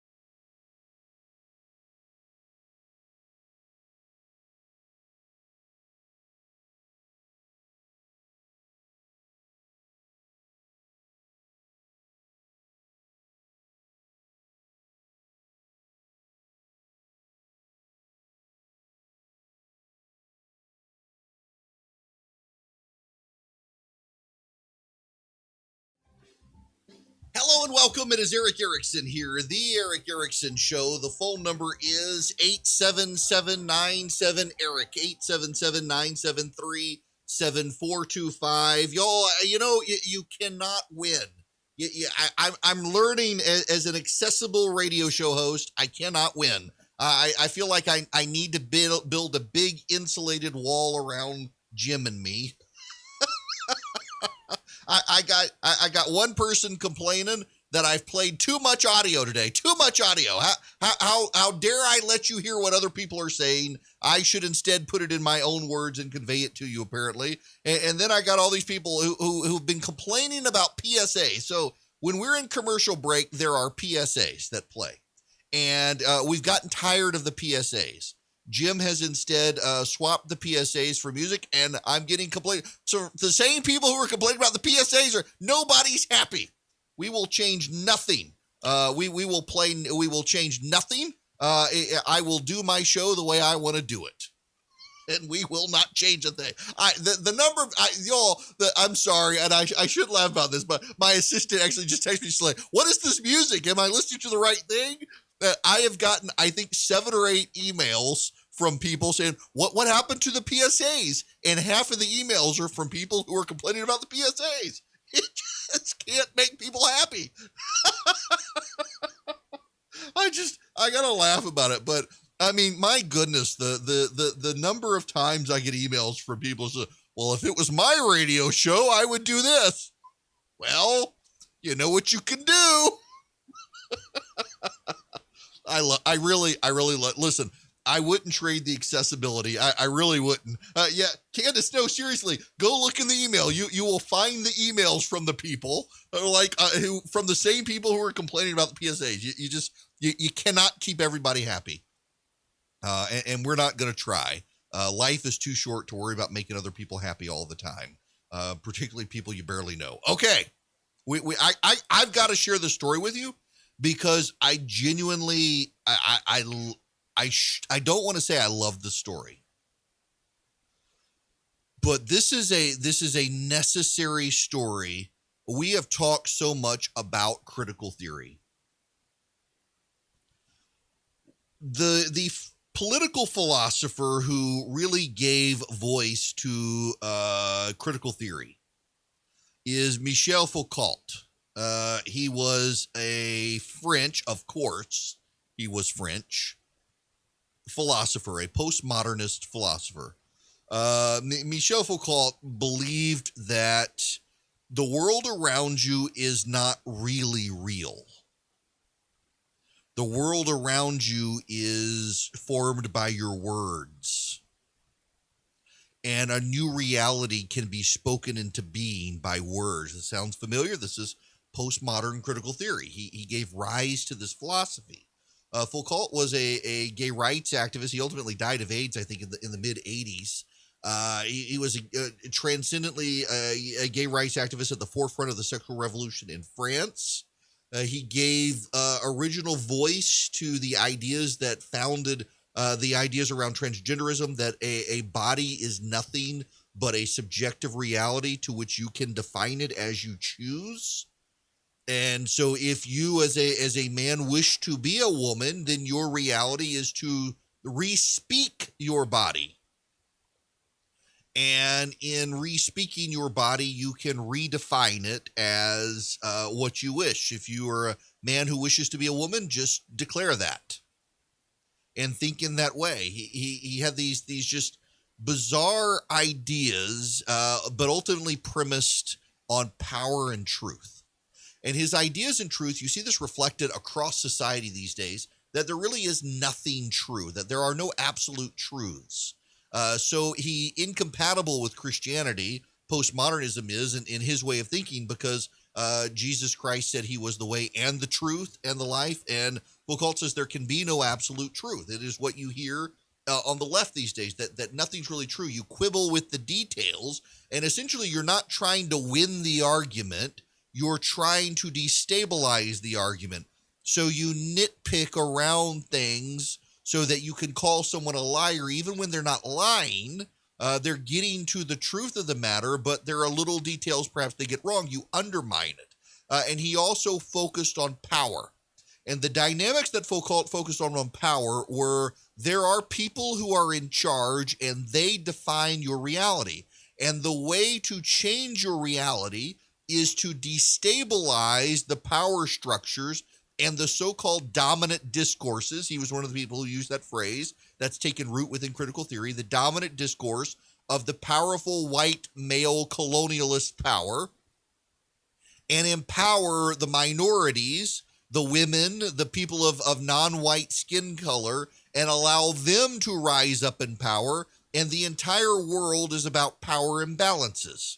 Some people have power, some people don't have power. The way to fix the problems of the world is to rearrange the power structures in the world.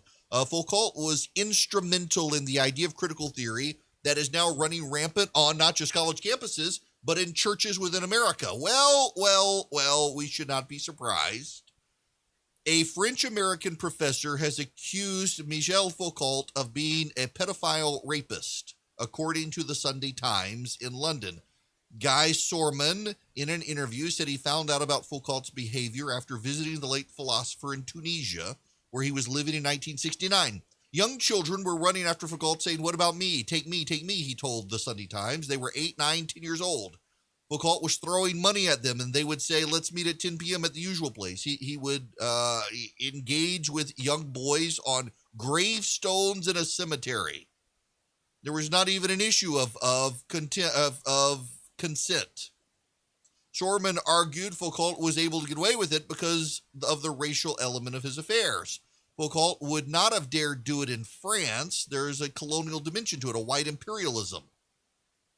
Sorman says he regrets not reporting this extremely morally ugly behavior to the police. He added that the press had been aware of Foucault's conduct, but were reluctant to publish stories due to his status as France's philosopher king. Alike to that of a god, the philosopher died in 1984 and signed a petition in 1977 which sought to legalize sexual relations with children aged 13 and above. He is famous for his discourses around identity politics. That's the guy who has formulated so much of the left's current philosophy. By the way, no one is disputing any of this. Foucault was known to be a big supporter of sexual relations between children and adult men. This is the philosopher king of the modern left-wing ideas that are polluting our country.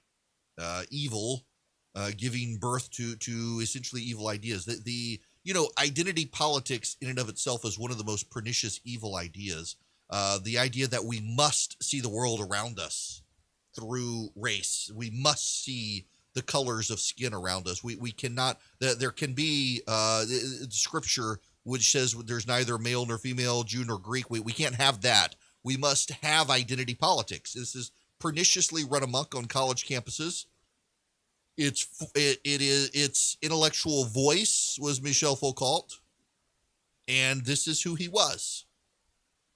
And so much of the ideas that he gave rise to are ideas essentially to mask what he did and who he was, and they are embraced by people who wish to further destabilize and harm society.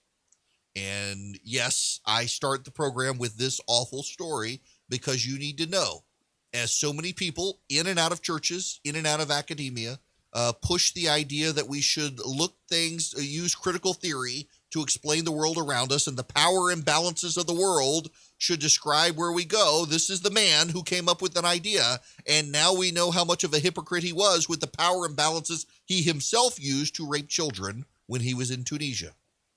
And his ideas were premised around those sorts of things to give him cover and license to engage in the behaviors he engaged in. And we can see where society would head by embracing his ideas. I don't know that I don't want to be a broken record on the critical theory stuff, but my goodness, I get so much of it so regularly.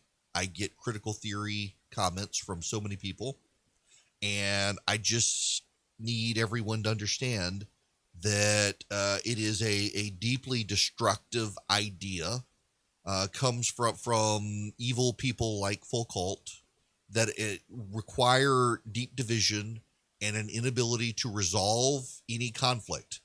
Critical theory that Foucault and the identity politics which he wove into it, that Foucault embraced, require never having peace or reconciliation. It is why, if we go down that road in this country, as so many on the left wish us to do, there will never be unity in the United States again.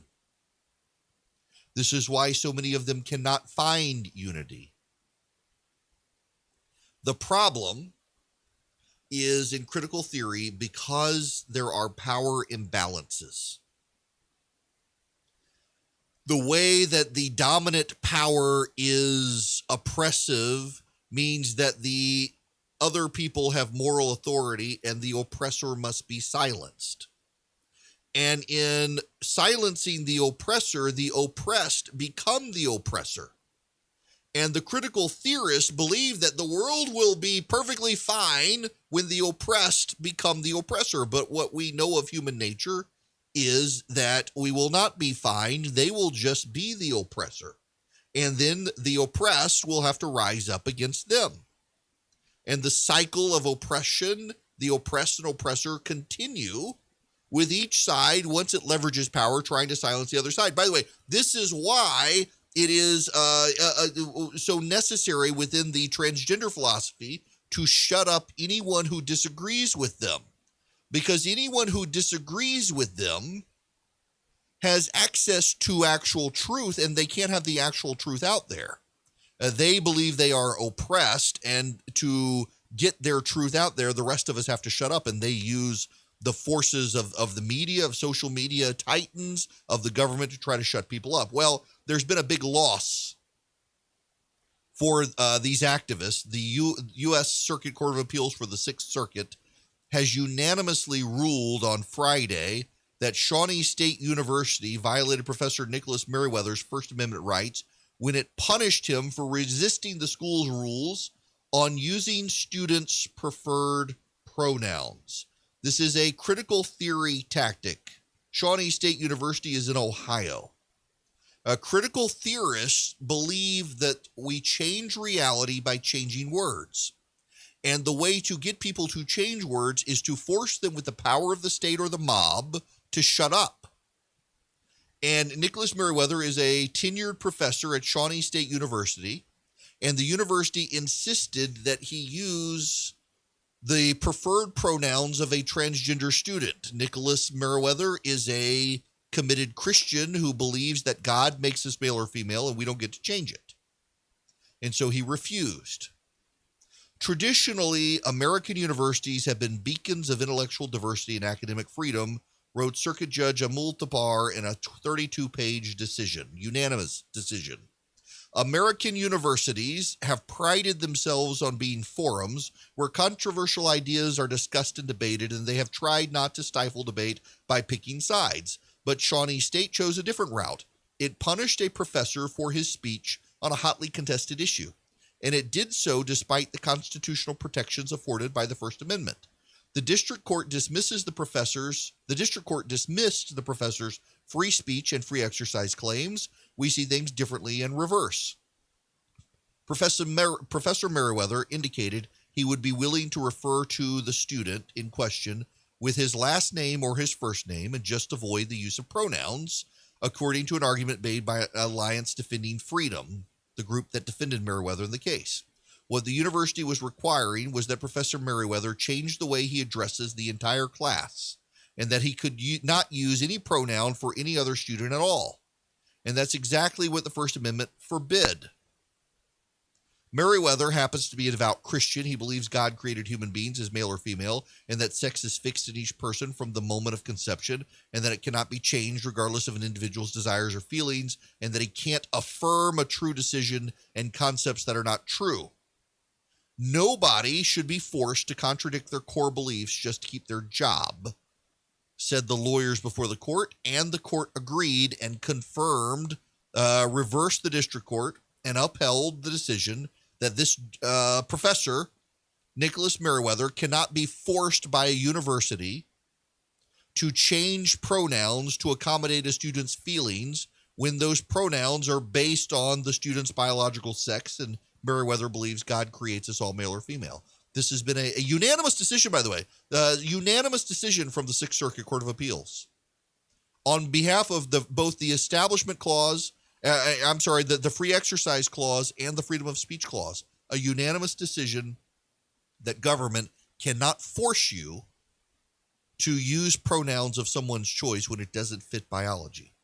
Now, of course, the critical theorists out there are opposed and want to appeal, and they want to use the power of the state.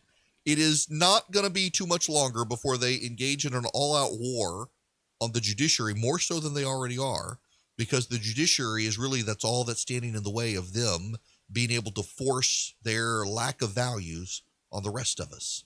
You're listening to the Erick Erickson Show.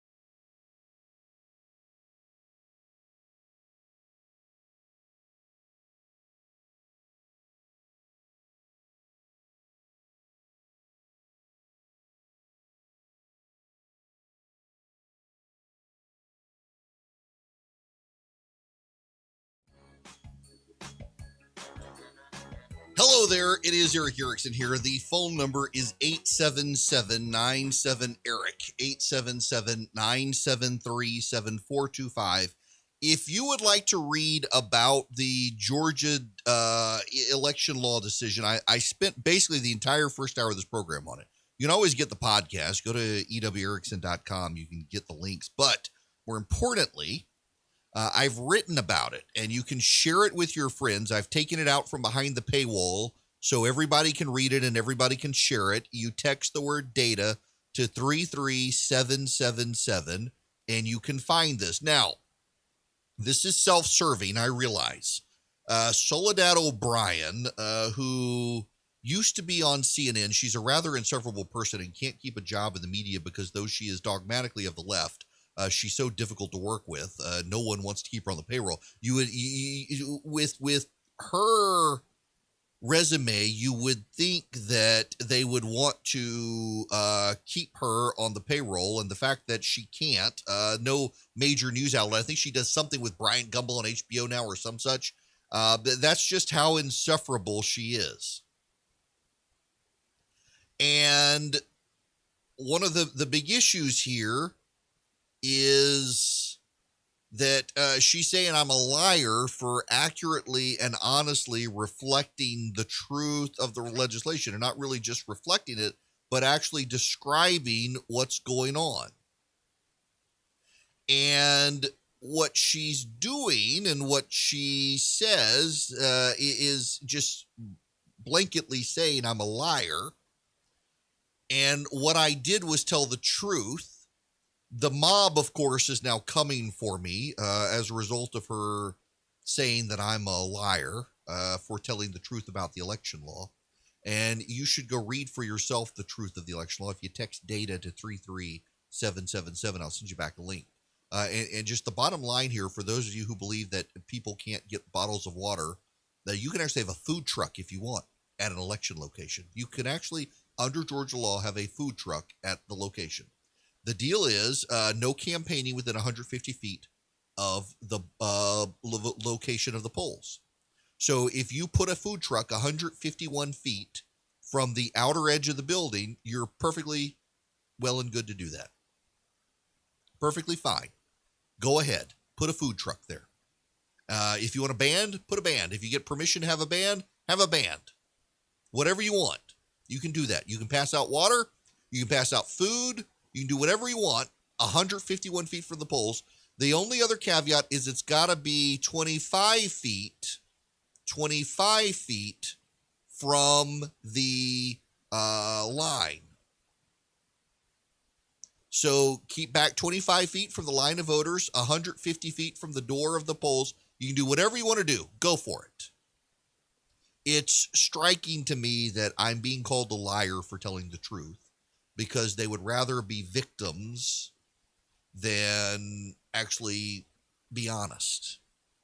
They would rather be victims and lie about it than tell people there's really nothing terrible in here. You know, the corollary here is the folks over the Federalist now have a piece up blasting the bill is not going far enough and attacking the Republicans for allowing Sunday voting, which they were never going to get out of. There's just no win right now. Well, when we come back, we need to move on altogether into unions and Wuhan.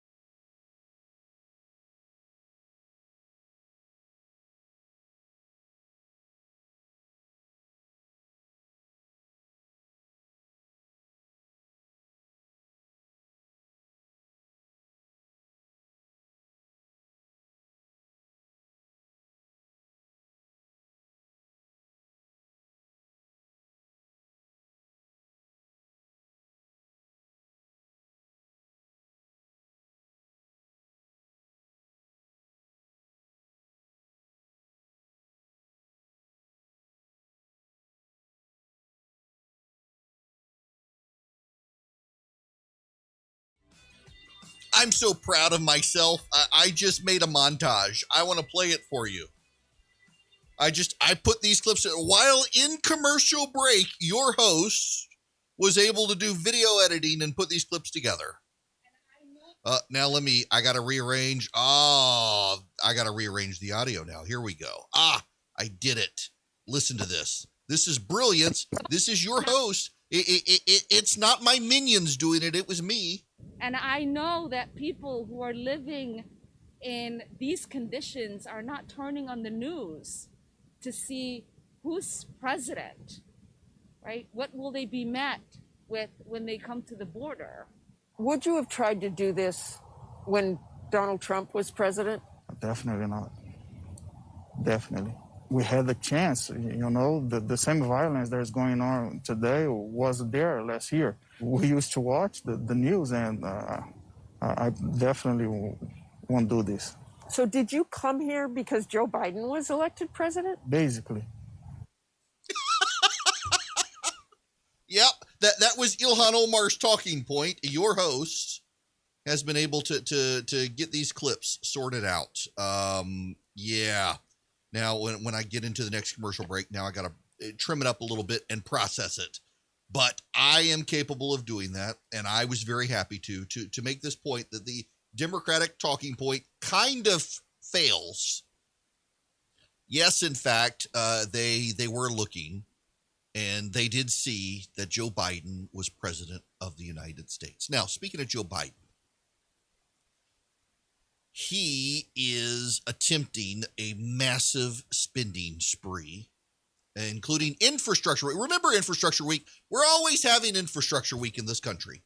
And Joe Biden wants Infrastructure Week. Joe Biden, this is from Axios. Joe Biden's plan to pay for his coming infrastructure package with big tax hikes is already meeting some resistance from moderate Democrats, a stumbling block for his progressive ambitions. If this discomfort turns to outright opposition in the House and Senate, Biden will face a complicated path to cover more than $3 trillion he is expected to seek in multiple proposals for infrastructure as well as social welfare. Two moderate Democratic senators, Joe Manchin of West Virginia and Kristen Sinema of Arizona, have drawn the most attention as potential obstacles to Biden's agenda. But the president also faces headwinds in the House of Representatives, where Speaker Pelosi can lose just 3 Democratic votes if Republicans are unified in opposition. Over the past week, Axios has been interviewing moderate Democratic House members. Several are skeptical about Biden's tax and spend plans, and some are willing to say so on the record. A leader of the House Democrats' moderate faction, Representative Josh Gottheimer of New Jersey, says he worries about tax increases that could slow economic recovery and drive residents out of his state. We need to be careful not to do anything that's too big or too much in the middle of a pandemic and an economic crisis, he said. While he wants to see the overall package before commenting on specific tax rates, he said, it's got to be responsible and both parties need to be at the table.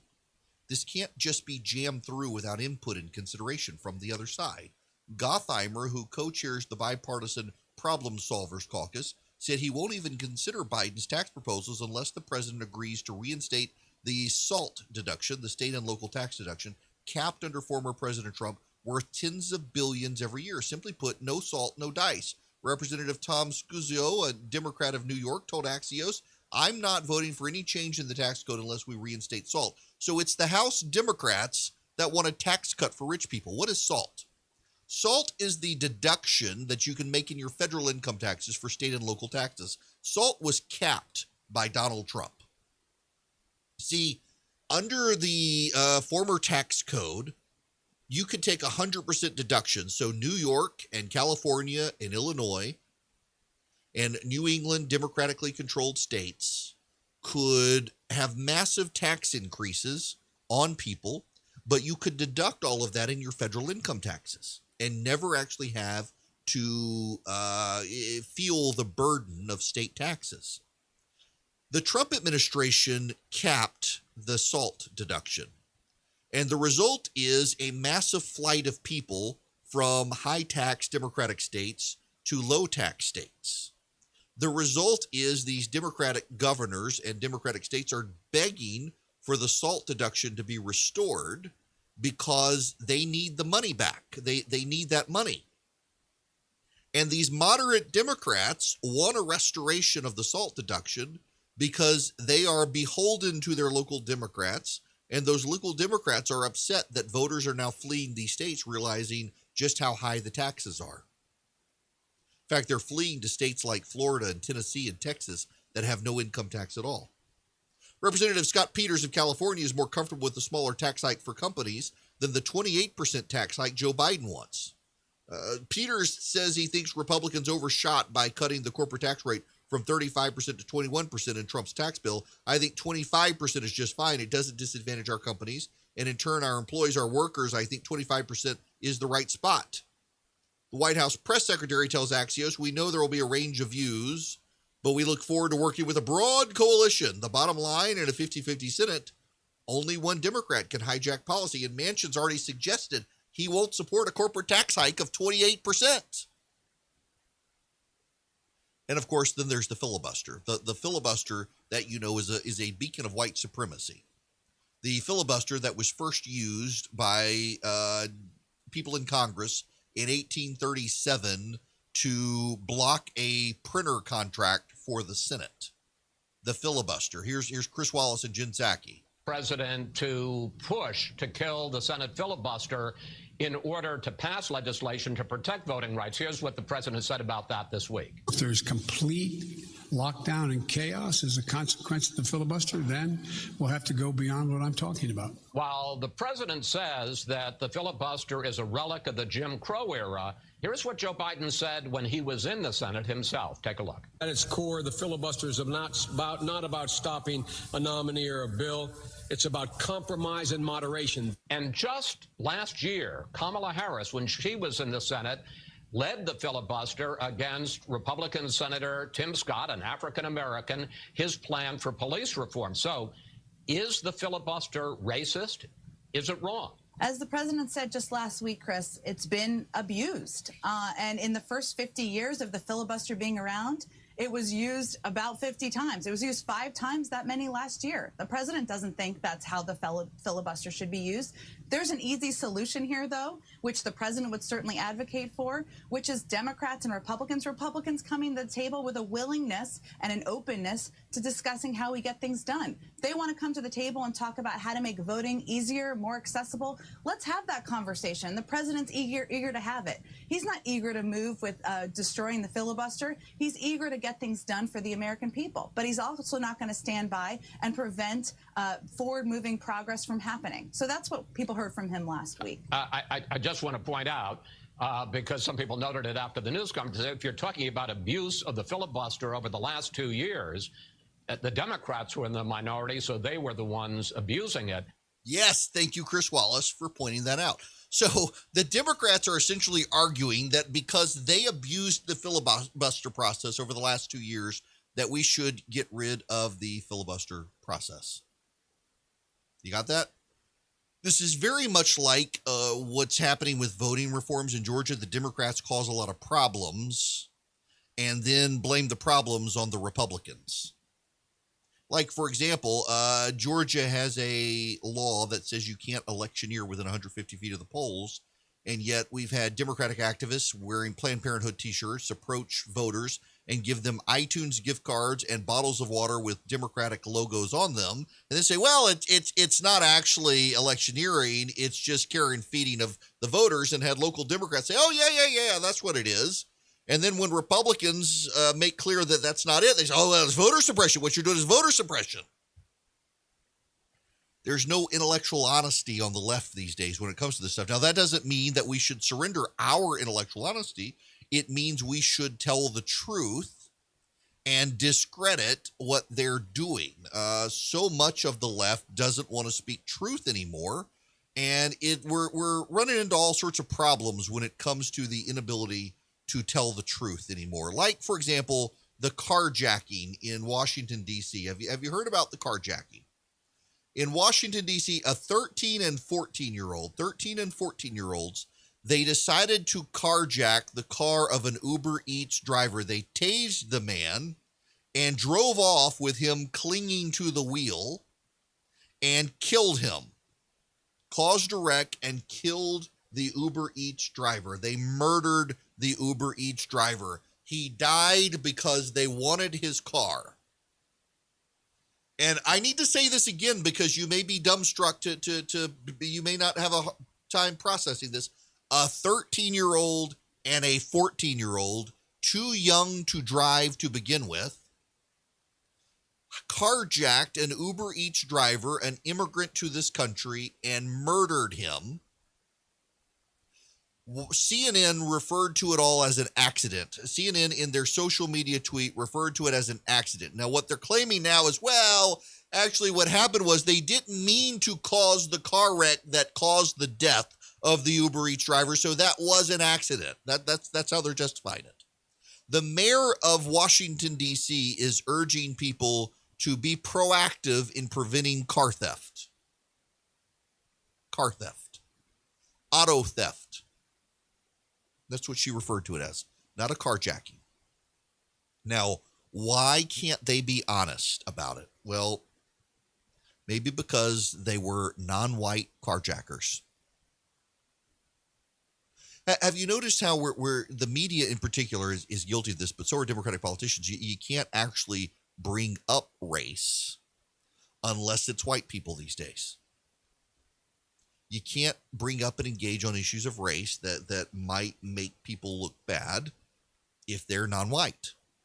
Because I think the media, in fairness to the media, believes that in so doing, what's happening is people will stereotype. But isn't it kind of nanny state protectionism to the white protectionist racket that the media engages in, that we uppity white elite people don't want to have honest conversations about this stuff lest we offend someone? It's very much like the white protectionist idea of being opposed to voter ID. A majority of black voters in this country support voter ID. But it is the white elite liberals who say, no, we can't have voter ID. That will hurt black voters. Black voters want photo ID for voting. They want it. And it's the white people who say, well, we can't really do this. It would impact black people being able to vote. How closed-minded, narrow-minded, and bigoted can you be? The idea that you think a black person doesn't have a driver's license. And yet that's where the rich white elite people in the Democratic Party are right now. You can't have honest conversations about this stuff. You can't have an honest conversation about a carjacking in D.C. because it might have racial overtones. You can only talk about the filibuster as a tool of racists. Pay no attention to the Democrats abusing the process. You can't have a conversation about actual voter integrity issues in Georgia. You got to scream about racism. On and on it goes. The Democrats don't want to have open conversations about these things. They would rather scream about racism. And now they're in complete disarray over guns, and I'm sure that will be racist as well. The filibuster is blocking it. They're trying to get Republican votes. Senate Democrats, according to Stephen Gutowski, are punted on taking up House gun control bills, acknowledging the restrictions put forward by House Speaker Nancy Pelosi were dead on arrival in the Senate, facing pressure from gun control activists and Democrat elected officials alike. Senate Majority Leader Chuck Schumer told colleagues on Thursday he would bring background check legislation to the floor shortly after the Senate returns for business on April 12th. But with Senators Joe Manchin, John Tester, Susan Collins publicly stating their opposition to House-backed background checks, Democrats have to find a viable replacement. A senior Republican aide said HRH requirement that licensed gun dealers perform background checks nearly every time someone sells or even lends a gun to another person is a non-starter. HRH's dead on arrival. Senator Pat Toomey, Republican who's retiring, not only co-sponsored an amendment to extend background checks to private sales, but also played a leading role in selling the policy to voters and fellow senators. He was able to convince 4 Republican colleagues to vote for the proposal, despite NRA and gun rights groups' opposition. The amendment failed to meet the 60-vote threshold to break the filibuster. Toomey, a key swing vote in the Senate, said Democrats should put forward a background check bill that reflects a bipartisan consensus, and he says there is one.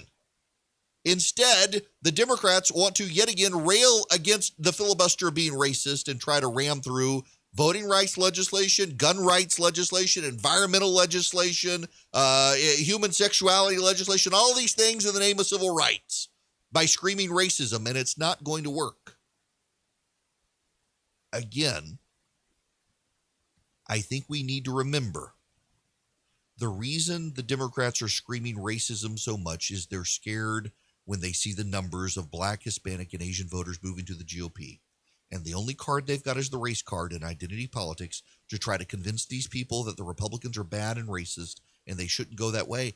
And it's not working. These people continue to head to the Republican Party, and they're not going to stop.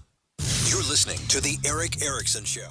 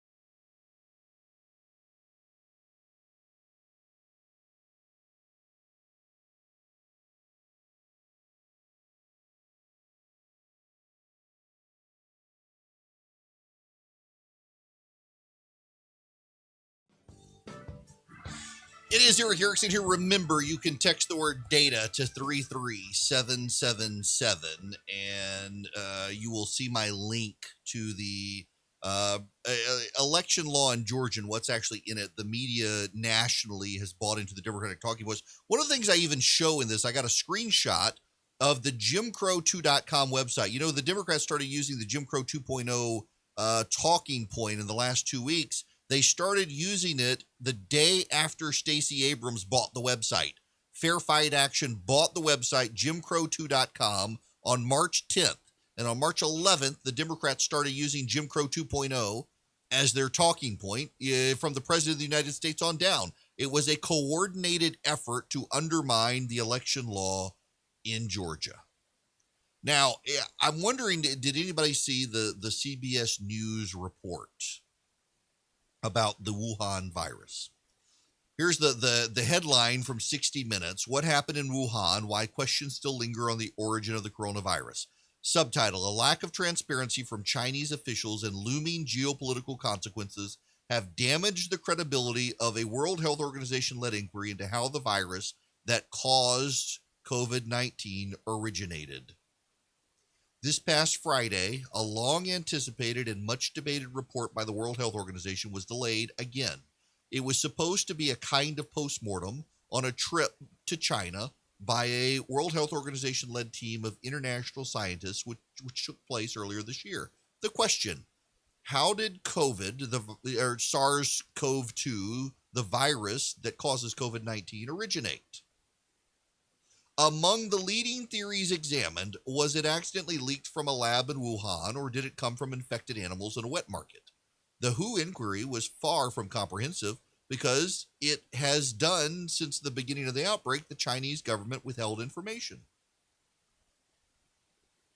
The Chinese continue to withhold information on where it came from, which should make people wonder, you know what the Chinese have done?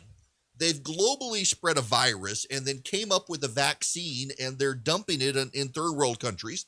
They rushed the vaccine out, by the way. It did not go through all the testing that the American and European vaccines did. They're dumping it on the third world, trying to ingratiate themselves.